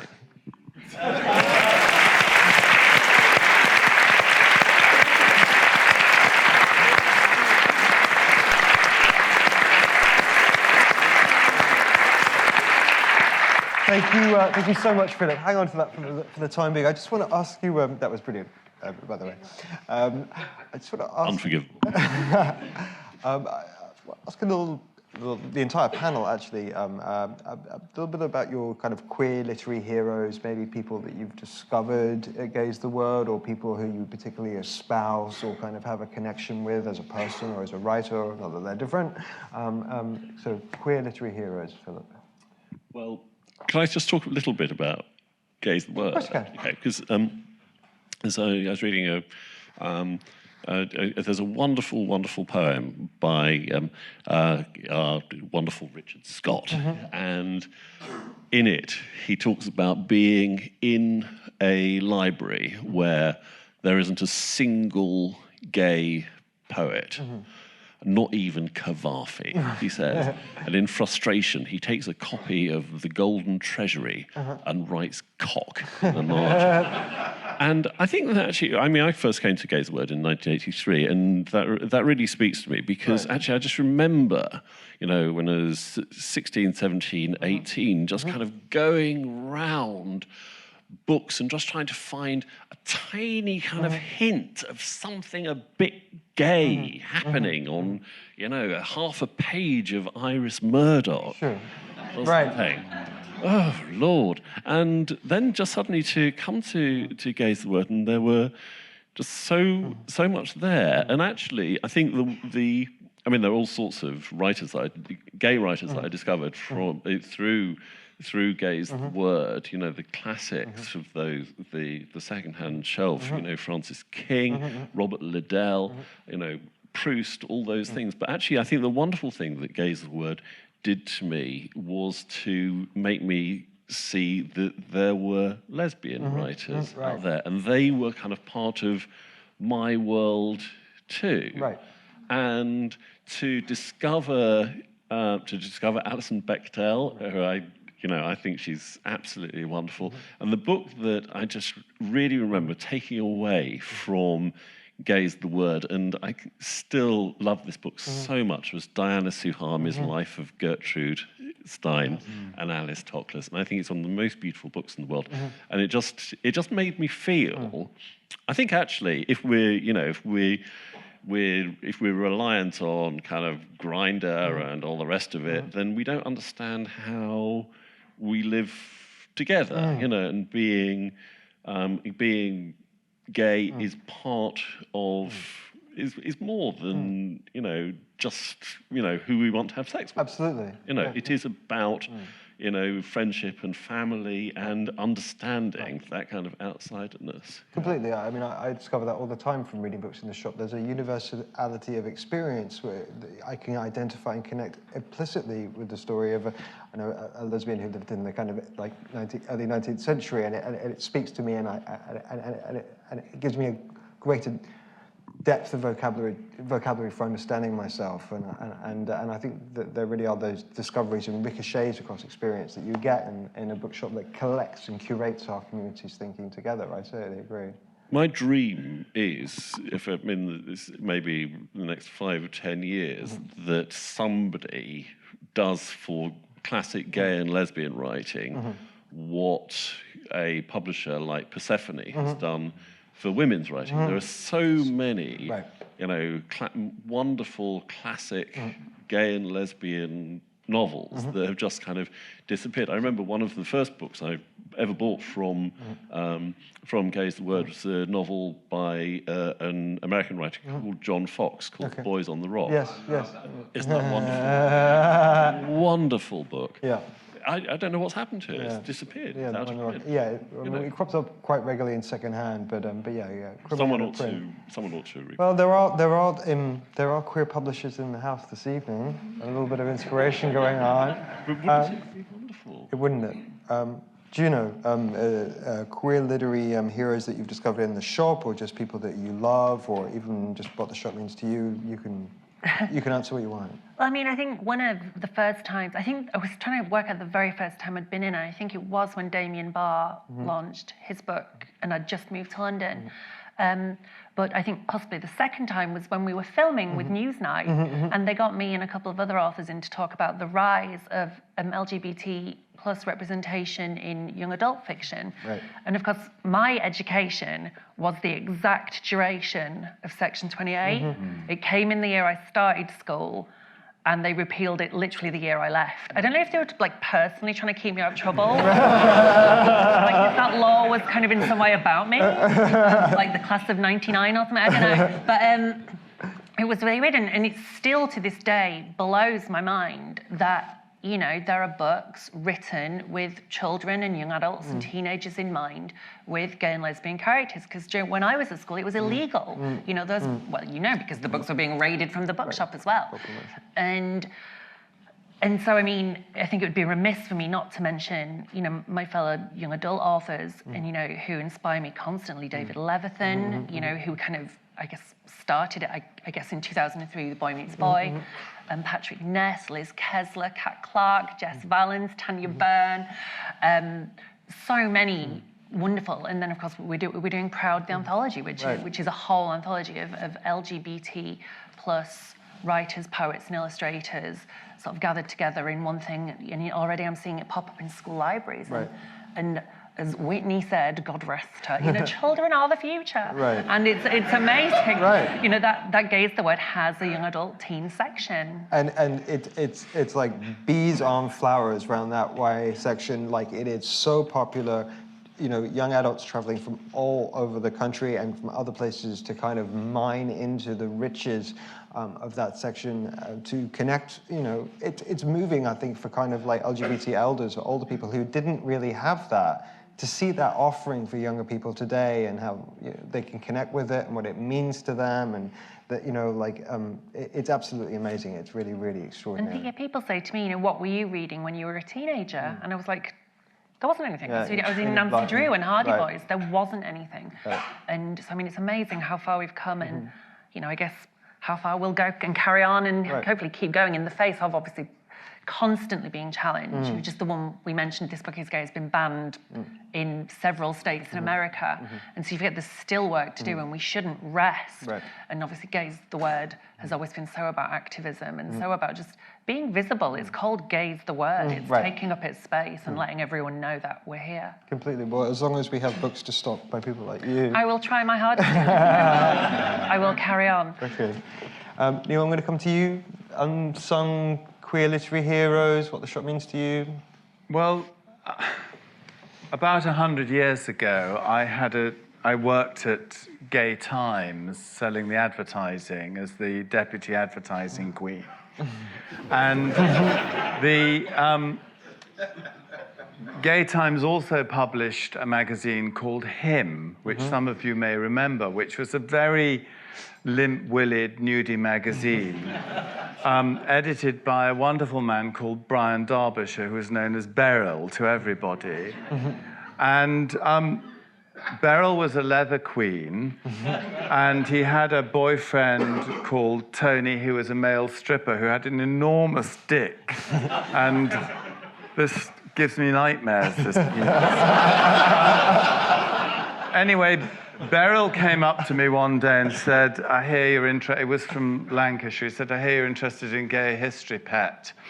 And I said, well, I am a little bit. He said, would you like to do a column in Him magazine? So I said, yes. So I did a gay history column called All Our Yesterdays in Him magazine. I don't think the readers who bought the magazine for the rather limp willies were particularly interested, but I was interested. And I used to go into Gaze the Word when Pord was there, looking for inspiration for my gay history column. And Pord, of course, knew, as everyone says, knew far more than anybody put together about anything to do with gay history or gay literature. And he would very gently point me and push me in the direction and give me ideas. And I was very foolish and young and stupid, and I just used to say, thank you very much.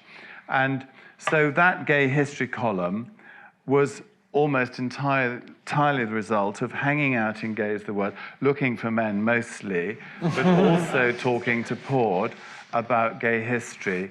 And I still have those. I think I did about 24 of them before the magazine folded. And I still have them. And I looked at them the other day, and they're not actually that bad. But I think really that was the start of me writing, and this was the sort of finish of it, really, or the culmination of it. And so I have very fond and happy memories, not of not finding men there, but of hanging out and having coffee in the cruising area at the back, which was never a cruising area for me, and just absorbing things and looking in the secondhand section and buying copies of books. I still have a very nice hardbook copy of Angus Wilson's No Laughing Matter, which I think is a marvelous novel, and I commend it to anybody.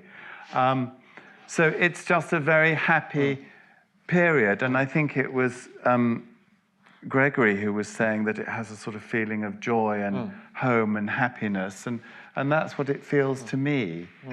Thank you, Neil. Thank you. Christy, Queer Literary Heroes, what the bookshop means to you? Yeah, well, I grew up around the same time as you, Juno, so like there was nothing. There was, I mean, not that I was aware of anyway, there was really nothing queer for me to be reading in the 90s particularly. I mean, I would quite often sort of queer things that weren't meant to be queered, probably. So I would sort of read into certain characters, like maybe girls that were a little bit more forceful, a little bit more butch. Maybe they had a leather jacket on. I'd be like, maybe she could be my book girlfriend. So things like that. But I mean, there was nothing that was sort of overt in that way. So actually it wasn't until I was at uni that I really read more openly queer books. And one that really absolutely blew the top of my head off was a book by Michelle T called Valencia. And it was great. And all the kind of depictions of women having sex together that I had seen were in films like Bound, which I love. You can't take that away from me. But, you know, it was very sort of soft focus, lipsticky, like male gaze type lesbians. And I was like, I guess that's how women have sex. Okay. And then reading this Michelle T book where the women had sex in such a sort of raw, real way. And I just thought, oh, geez, you can write it like that. And I hadn't realized that I could write lesbian sex the way that I actually had it. I thought I had to make it pretty. I thought I had to make it cute for boys, you know, which is silly, it's ridiculous, but that's what I had seen. That was all I knew at that point. So I was given something in books that film and TV wasn't giving me. So that was incredible. And then very quickly after that, I read actually Sarah Waters' Fingersmith. And I remember I read it over Christmas, and my girlfriend at the time had to go to work, but I didn't. So I just stayed in bed the whole time and read over about 3 days, just like devoured this book and absolutely loved it. But that showed me also that not only can you do that, you can also be queer and mainstream. And actually I want to pick up on what you said about history. So, I mean, this bookshop is older than me, and I could not be doing what I'm doing now if it wasn't for the work of the bookshop and everyone who's part of the community. So I do want to give a huge thank you to all the older queers, because, you know, it's a huge amount of work that you did, and it's important, and none of us could be doing what we're doing now if it wasn't for that work having been done. You know, I remember all the Section 28 stuff, and like I got married a few years ago to my wife, and you know, we couldn't have done that if it hadn't been for all the work that everyone has done over decades and decades. So I'm hugely thankful and grateful for that work. And, you know, the fact that I'm published as a very mainstream writer is down to all that work that's been done by people and by writers, by everyone like that. People like Sarah Waters. When I was writing my first novel, The Gracekeepers, which was the book that I came to the shop with. It was an amazing event. When I was writing it, I just thought, oh, I'm writing a very niche book. It's a queer book. It's all the characters in the circus are genderqueer. They don't have gender pronouns attached to them. It's about a love story between two women. I was fine with that. You know, I'm a niche writer. That's fine. And then it turned out that I wasn't, and it was published by a big publisher, and it was on Radio 2, and it was, you know, these mainstream things, and it was just amazing to me that it was possible, because I just didn't realize that you could be queer and mainstream in that way. So for me, those two writers, hugely inspirational, just to show me what I could be as a person and as a writer. And actually, I was hoping that my next amazing queer read you could help me with, because I'm planning to pop into the shop tomorrow. Perfect. And I want to buy some books. I want something that's kind of dark and magical and queer. So you can think of if Working anyone's on got it. any suggestions. Working Yeah. on it. What amazing comments. What a brilliant panel. What great readings. Please join me in welcoming, thanking Kirsty Logan, Neil McKenna, Juno Dawson, and Philip Henshaw. Thank you all. Thank you. Thank you. No problem.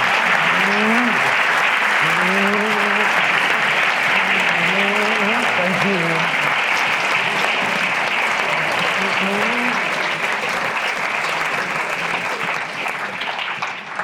She doesn't know whether she's coming or going. We're reaching towards the finale of tonight's event, and we thought an appropriate and a beautiful way to do it would be in poetry. So I'm going to invite Gaze the Word's newest member of staff, the disarmingly brilliant Erica Gillingham, to join me on stage, and we're going to introduce you to the final poetry section of tonight's proceedings. Erica Gillingham. Hey, gorgeous. I'm good. How am I doing? Excellent, of course. Fantastic. So you've been working in the shop for just over a year? Yeah, it'll be a year as of March, and incredibly privileged to be there, to be working alongside. Oh, I'm gonna cry again. Okay. I already did that once.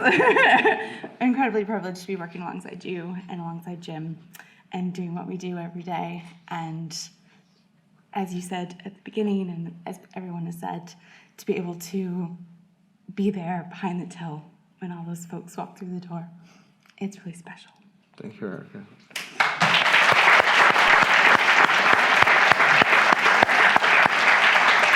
So we're going to introduce the poets first, and then when we've introduced them, we're going to invite them to come up on stage, and they'll read in whatever order they want from an extract of their work. Okay, so.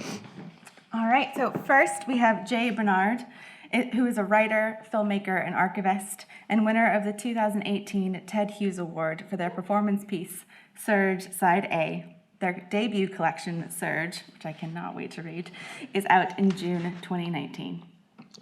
Richard Scott, who I'm in love with, is a poet whose 2018 debut collection, Soho, has been shortlisted for the T.S. Eliot Prize and the Costa Prize. It was a collection that blew my mind.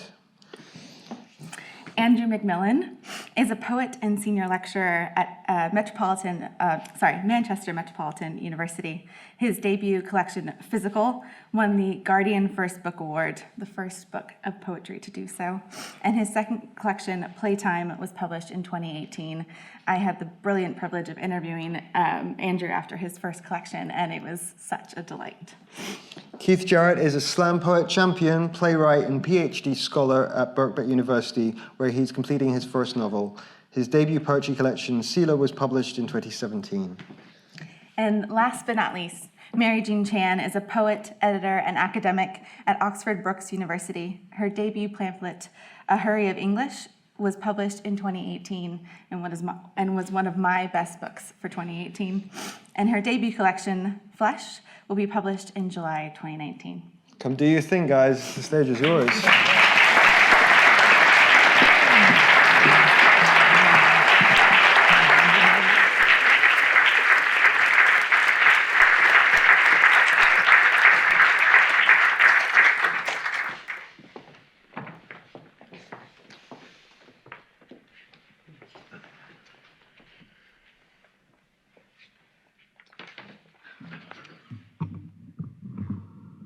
Hello everyone, I'm Jay.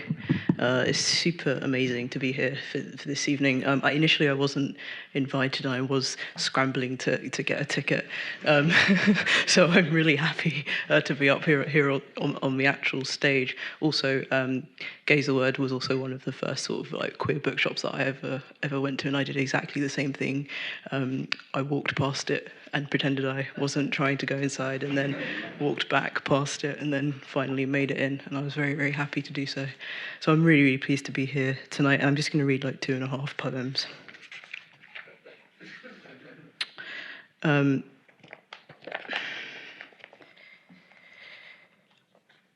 when I was a kid and we used to go on package holidays, my mum used to leave us downstairs in the swimming pool all day long until the evening. And then I would kind of like swim around. And then in one day I realized you could swim naked.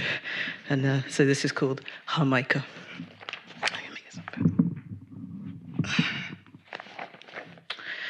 My mother and her boyfriend had gone to see a man about a dog again. Alone, the taxi driver turned to me and asked whether I knew Jamaica was from Spanish. Jamaica, he said. Jamaica. Had I asked what name it had before the native people were gone, I might have learned a word for my body, not felt so alone, later dropping into that vast green pool at the hotel.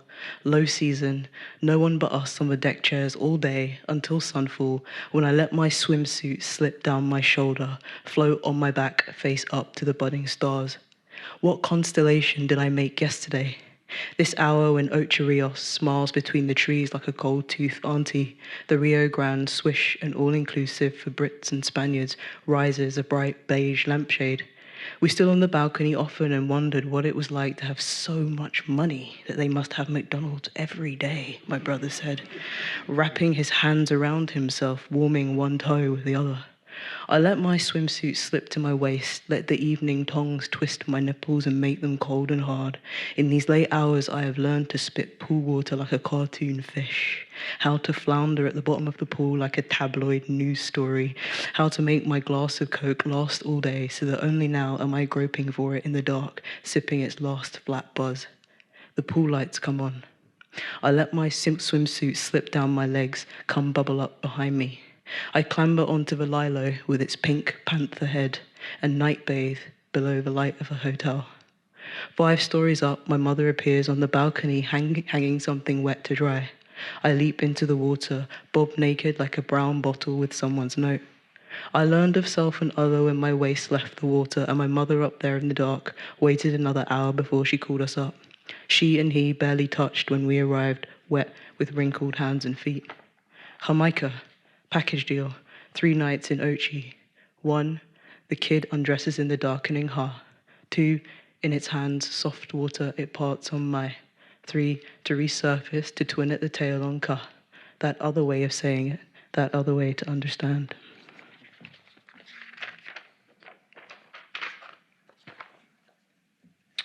When I broke up with my ex, I started to think about what it might have been like to have had kids. And often I think we think that we can't, but actually there's a whole genealogy and a whole kind of history of exes as evidenced when you eventually break up and you've still got all of their crap and you have to kind of post it back. So this was sort of based on the kind of archive of lovers and also kombucha. What's not to love? Kombucha.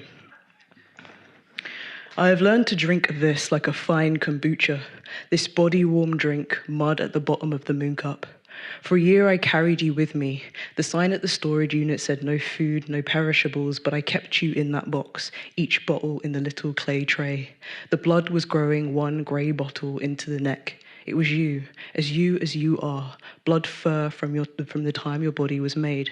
They say that we exist inside our mother's sack of eggs when she is but a sack of eggs laid inside her mother. When I stare at these bottles, it's blood that has been 3 times enlarged. Who says we have no genealogy? Who says that if I line them up as ornaments, a blood archive, then it isn't like us having had a child? The last I have of you, old blood, homebrew.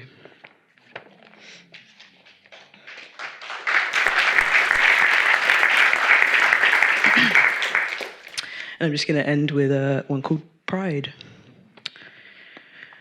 I am 17, and summer is still gold clap of hot body and hot body. Blue sky fries the tiny sun. I kiss myself for courage and duck into the parade. 2 dykes smiling like young mothers ask me my name. Our gazes lock on love, our slow wend among the cut-offs, wrecked docks, glinting nose rings, head shaved to skin. A stranger's hand on my shoulder became a loving mouth pressing its heat into mine. Urgent tongue searching for a place to pass the route in that way, to go knuckle deep in another, in a third way, sucking white sap directly from the cunt and watering the teat and going out unshowered but for that fresh sweat. Am I the steaming black street? Am I the banner and the band, the crushed, lilting ale and tipsy hug, charged flesh and open eye? That was then heading to first out when it was us on the menu, salad of fierce look and full power lasagna, speaking with full mouth, queer, lesbian, dyke, offender of no gender, failed woman, swamp, black flag, bleach blonde, Sunday happy Sunday. What it was to me then, those bare arms to have found them at last, below a slow float, that heat, that mood, that pride. My body taps me on the heart when someone in soft leather swims into my ken. That smell of squat and underground and every other lover, scent that throws off shame. These days I pass you, though I want to turn around and thank you for the tongue in my throat, for the thick stems of my arse, for my plaited scars and flat nipples. They call this a city, and I call it the dark between two bodies. Thank you.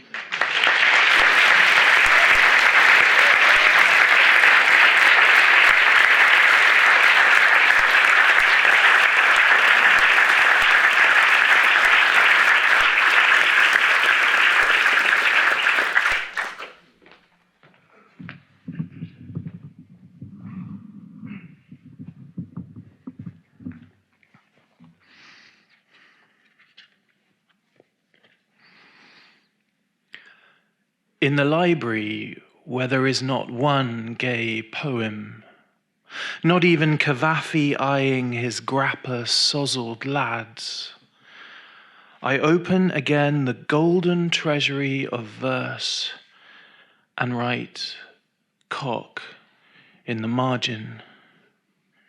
Ink stains my fingers.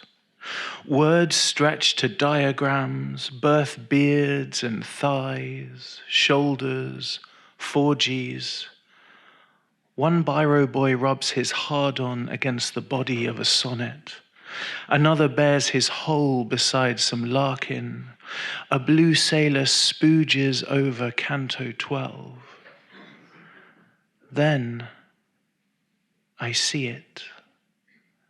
Nestled like a mushroom in moss, tongue true and vaunt, a queer subtext.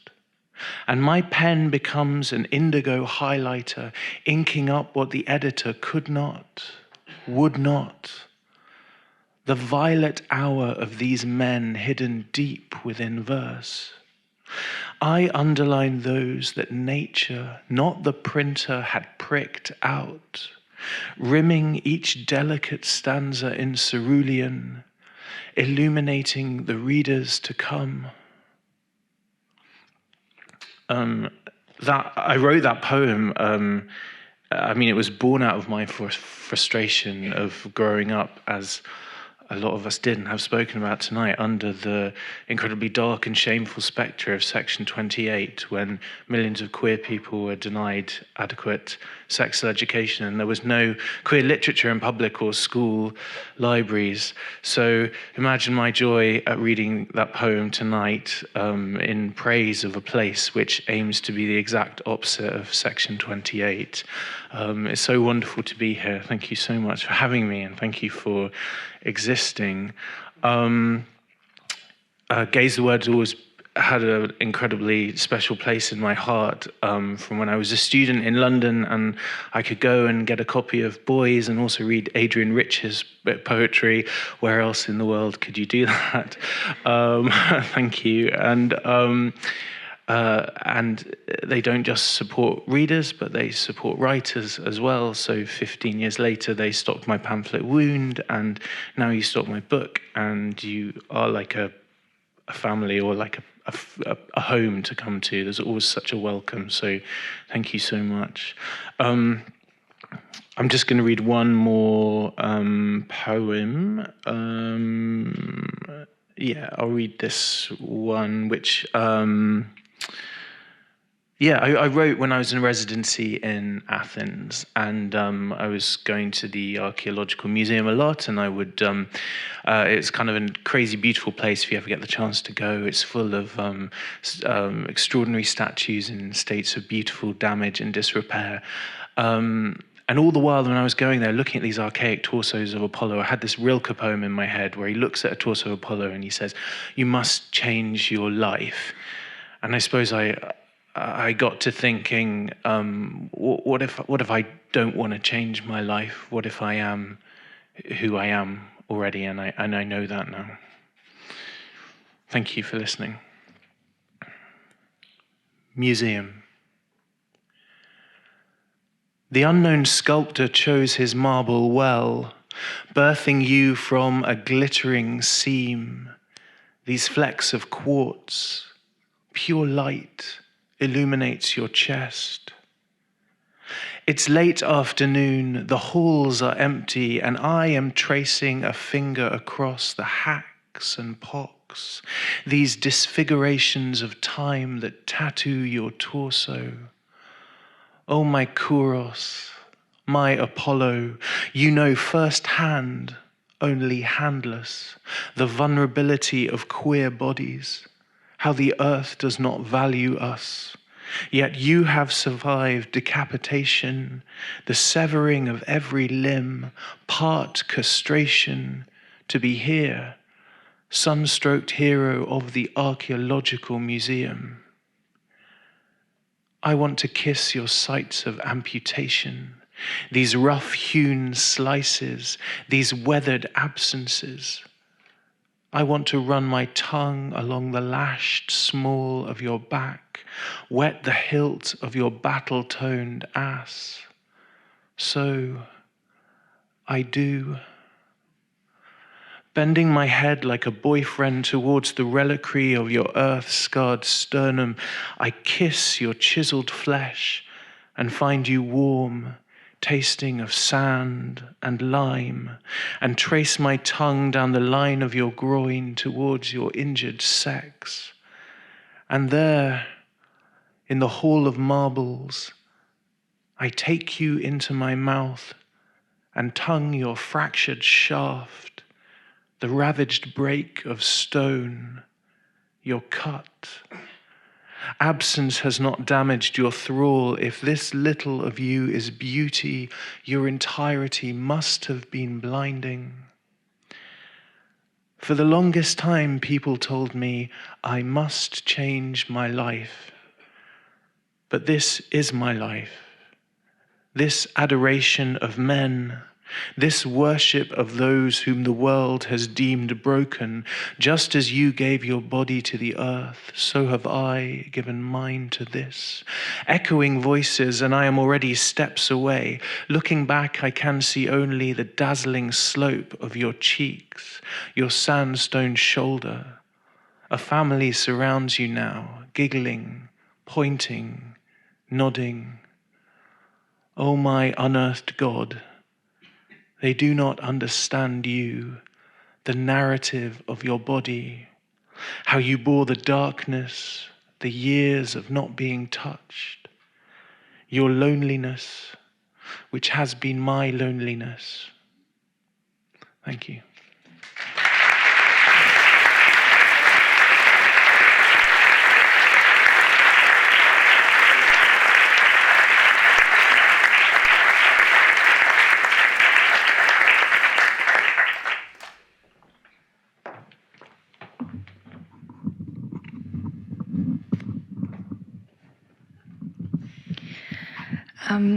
I just want to say what an honor it is to be here tonight. I was born and raised in Hong Kong. I only came to England in 2014, so I was 22 at the time and was pretty much on the cusp of coming out, and Gaze the Word really played a huge role in that. As a lot of us have already spoken, you know, I circled the streets. I sort of knew that that was a place I had to pilgrimage to, but I didn't dare go in. And once I went in, I went straight for the poetry shelves, and all the writers on stage are people who have been so instrumental in my forging of my queer identity and, you know, writing identity. So I want to thank you all, really. I remember buying the first copy of Physical. I remember reading Jay's work and then Richard's book and Keith's. It's just, you know, without your voices, I would not be here today. So thank you for that. I'd like to start with a poem that talks a little bit about why I write in English at all, because my first language is Cantonese and then Mandarin and then English.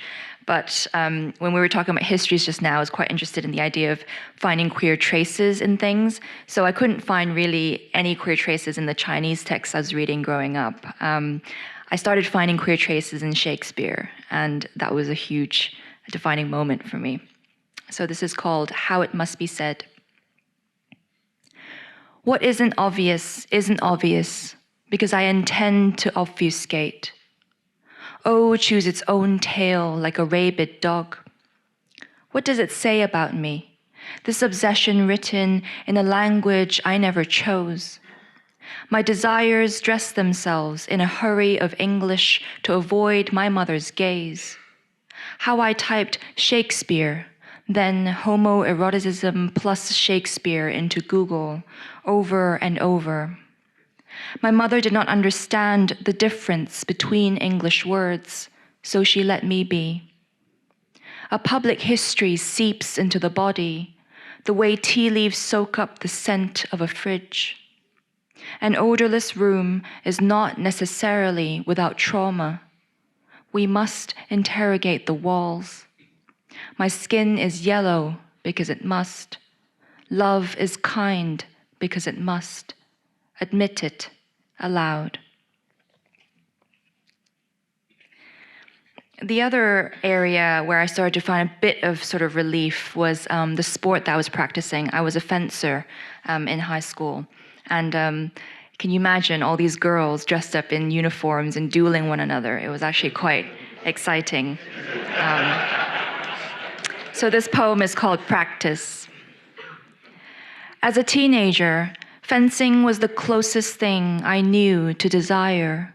All the girls swapping one uniform for another before practice, their white dresses replaced by breeches. I thought we were princes in a fairy tale with a twist, since there were no princesses to be taken, wed. As knights, we were told to aim for an imaginary spot just above our opponent's left breast. Often, I left a bruise, the blade's tip ricocheting off chest guards onto flesh. Just as often, I would feel yellow blooms of ache where the girl I thought was beautiful had pierced my heart. Hours later, I would transform. I would head back home with a deepening sense of dread, my bruises fading to quiet.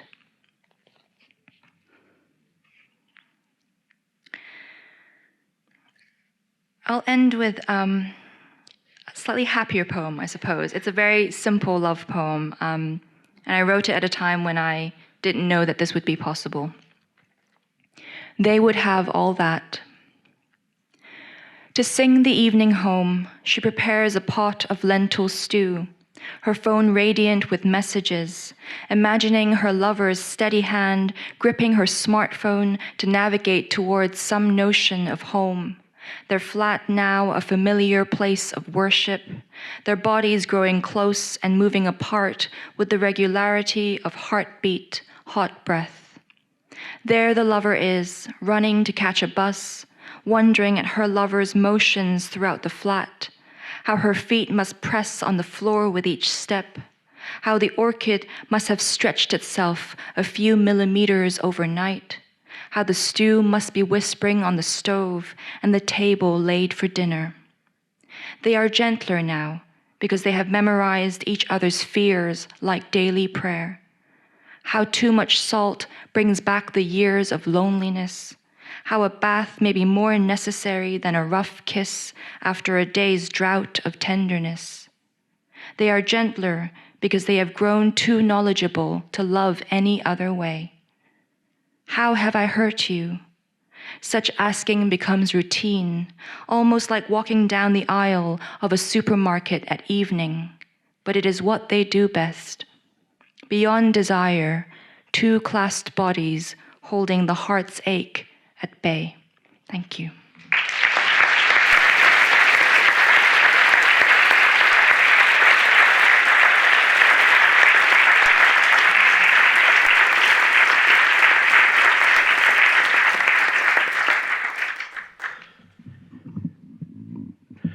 So I'm really honoured to be invited to be a part of this celebration.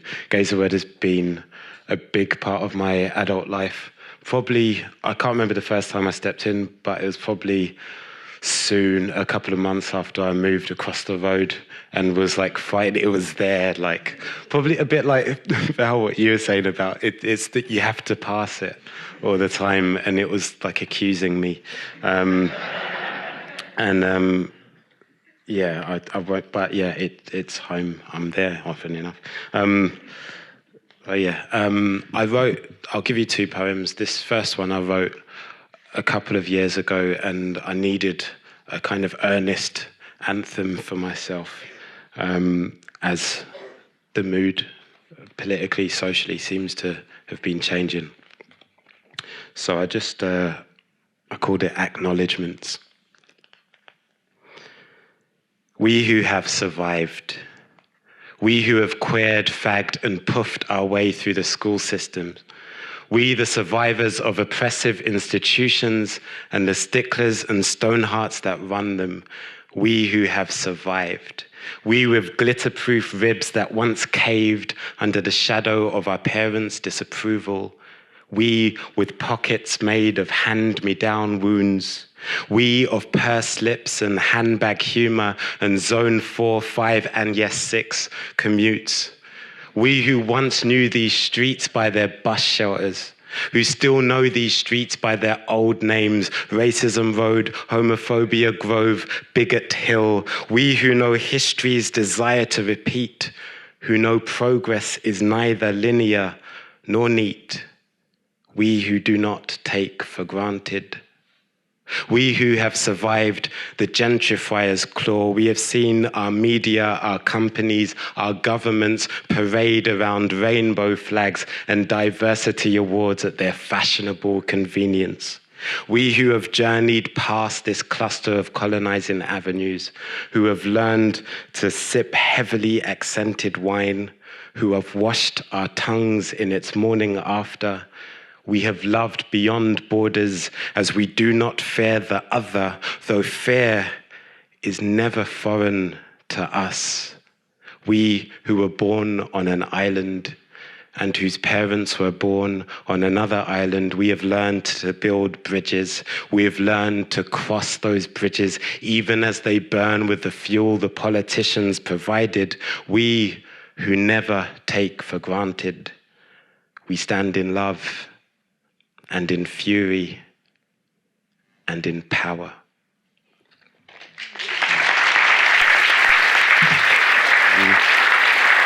Thank you. So then I got the memo, and I was like told that like if you want, you can write a cheesy like poem to the shop. So I thought I would.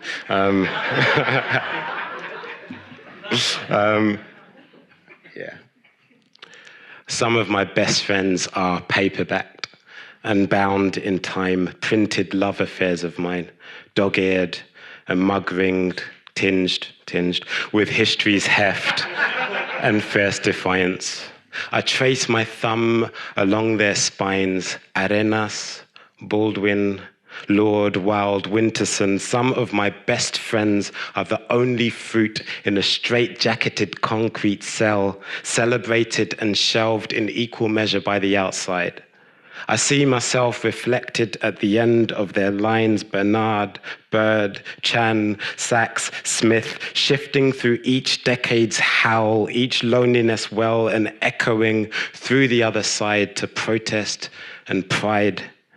They keep me up, these friends, well into the night. Chin, Dennis, Ben, James, Sutherland. Some of them, my best friends, have been held untenderly in the grip of customs and excise officials. Some have been exorcised from school curriculums and libraries by government decree, only 15 years later to be quietly returned. Some of my friends have been burned and banished. Some have vanished or disguised themselves in more acceptable pronouns, long-suffering civil servants to their own self-destruction. But others have reveled in renown, drowning in swimming pool libraries and triptychs, tripping over grass leaves and black flamingo feathers, running naked with scissors, embracing their physical. Others still come in the watch of night. Others refuse to be called queer. Others refuse to be called anything but. Others refuse to keep shut, splaying open in the middle of the street, shouting, "Read me," with an urgency most unignorable. The shelves bend with the weight of my friends, and I seek shelter inside their mouths. Allow their mouths to house my possibilities. Allow their throats to give voice to my desires. I call these desires by my name, unwrap its shame, and call that wound. I plaster them with a bad feminist sticker. In the dark light, I feed them grapes, drape them in purple, circle each imaginative leap. Some of my best friends can be seen if you peep through the window of a Bloomsbury street, say in February, and if you pause, and if you hold your gaze at number 68.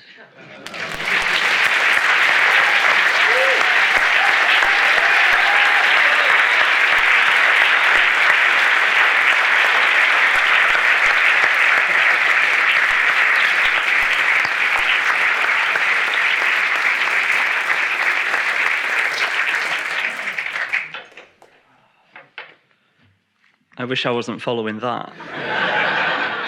I'm just incredibly humbled to be here tonight, to have been able to sit and listen to those panels, to share the stage with these magnificent poets who inspire me in what I want to write.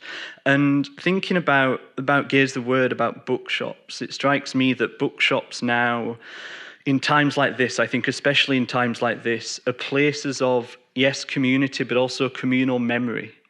That means that no matter what people try and take away, there's a way of remembering what's been. There's a way of remembering kind of what's happened, and of education as well. The first time that I ever heard the word gay was when someone said it to me as an insult in school. And the sex education that I had in school at the turn of the new millennium in South Yorkshire involved them wheeling in the school television, and the teacher stuck in an old VCR tape, and we watched a film. And the only thing that I remember the film saying is it said, when a man becomes sexually aroused, he might become flustered and want to take his jumper off. That's all it said. And I found that to be mostly true, if not that useful. And so, when faced with that, you turn to books. And so I read Tom Gunn, and I read Mark Doty, and I read Marilyn Hacker, and I read Tom Spanbauer and his great novel, The Man Who Fell in Love with the Moon, and all these kind of great queer writers who we have to turn to when we don't get that education in the place that we should. Gaze the Word and Uli have just been incredibly good to me, and especially when Physical first came out, kind of had me down, and we did this wonderful launch that's still one of the kind of highlights of my life. And I'll just read 2 short poems, thinking about, I guess, those ideas of community and family, which I think is what this is. Blood. We could be gathered for the reading of a will, each of us wanting to learn what it is we have inherited from the one who loved or did not love us. The nurse calls me in for bloods, says she could get it from a stone, wraps my upper arm, taps the inside of my elbow as though it is a trunk she's trying to coax sap from. I close my eyes, and when I open them, it's done, sitting mottled in its canister. And there are the questions to be answered. Yes, I know the risks associated, and yes, once he was Brazilian. Yes, I did ask, positive, no protection.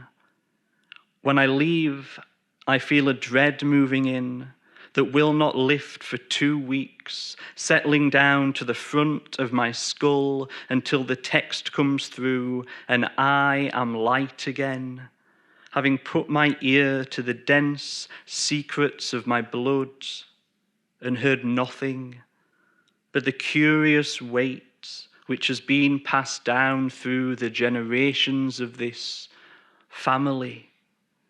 To know how close to us the dead are sitting, and to believe we honor them best by living. And this final poem was just called Inheritance. You call me to task, roll onto your stomach. Without a word from you, I know to take my tongue and run it the length of your back, base of spine to ears where the teeth will let themselves be heard. It's not a straight line that does it, but rather random lappings like spots of rain before a storm. It is something I was told by someone else who showed me on my own back.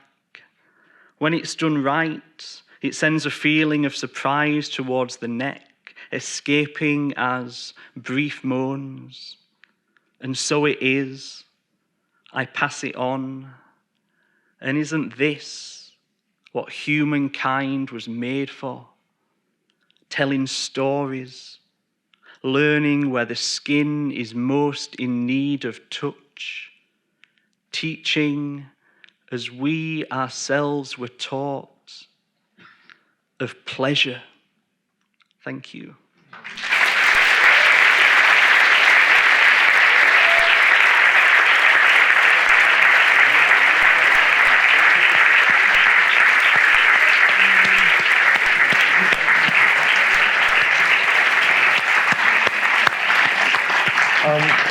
I'd like to thank all of you for reading so amazingly. I cried, I laughed. What an incredibly, amazingly talented group of people you are. Thank you for being part of tonight.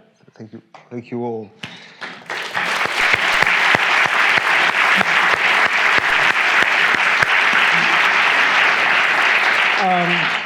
I'd also like to thank all of the panelists at tonight's event. You've been variously brilliant too. It's been, I hope we were going to have fun. Did we have fun? Yes. Everybody's books are on sale this evening in the foyer. My friend Chris, thank you for playing. Chris is going to be DJing a little bit more. The bar is open. Do hang out. But before we completely wrap up, there are two very, very special people who are here this evening who I particularly want to thank, who we all particularly want to thank, because without them, Gaze the Word wouldn't exist. Tonight we are joined by the man who founded Gaze the Word Bookshop in 1979, Ernest Hole, who is sat in the second row, right here.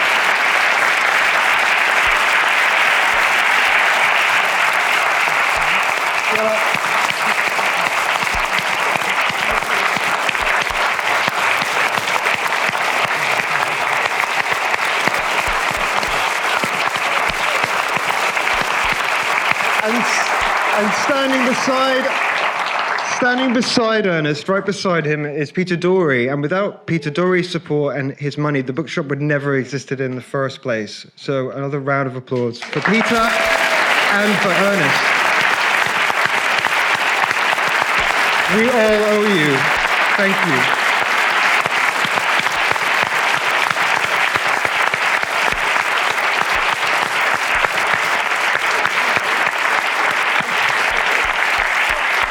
That's it, everyone. I hope you had a good time. That was certainly an interesting experience for me. Thank you all for coming. Please join us for a drink in the bar afterwards. Thank you.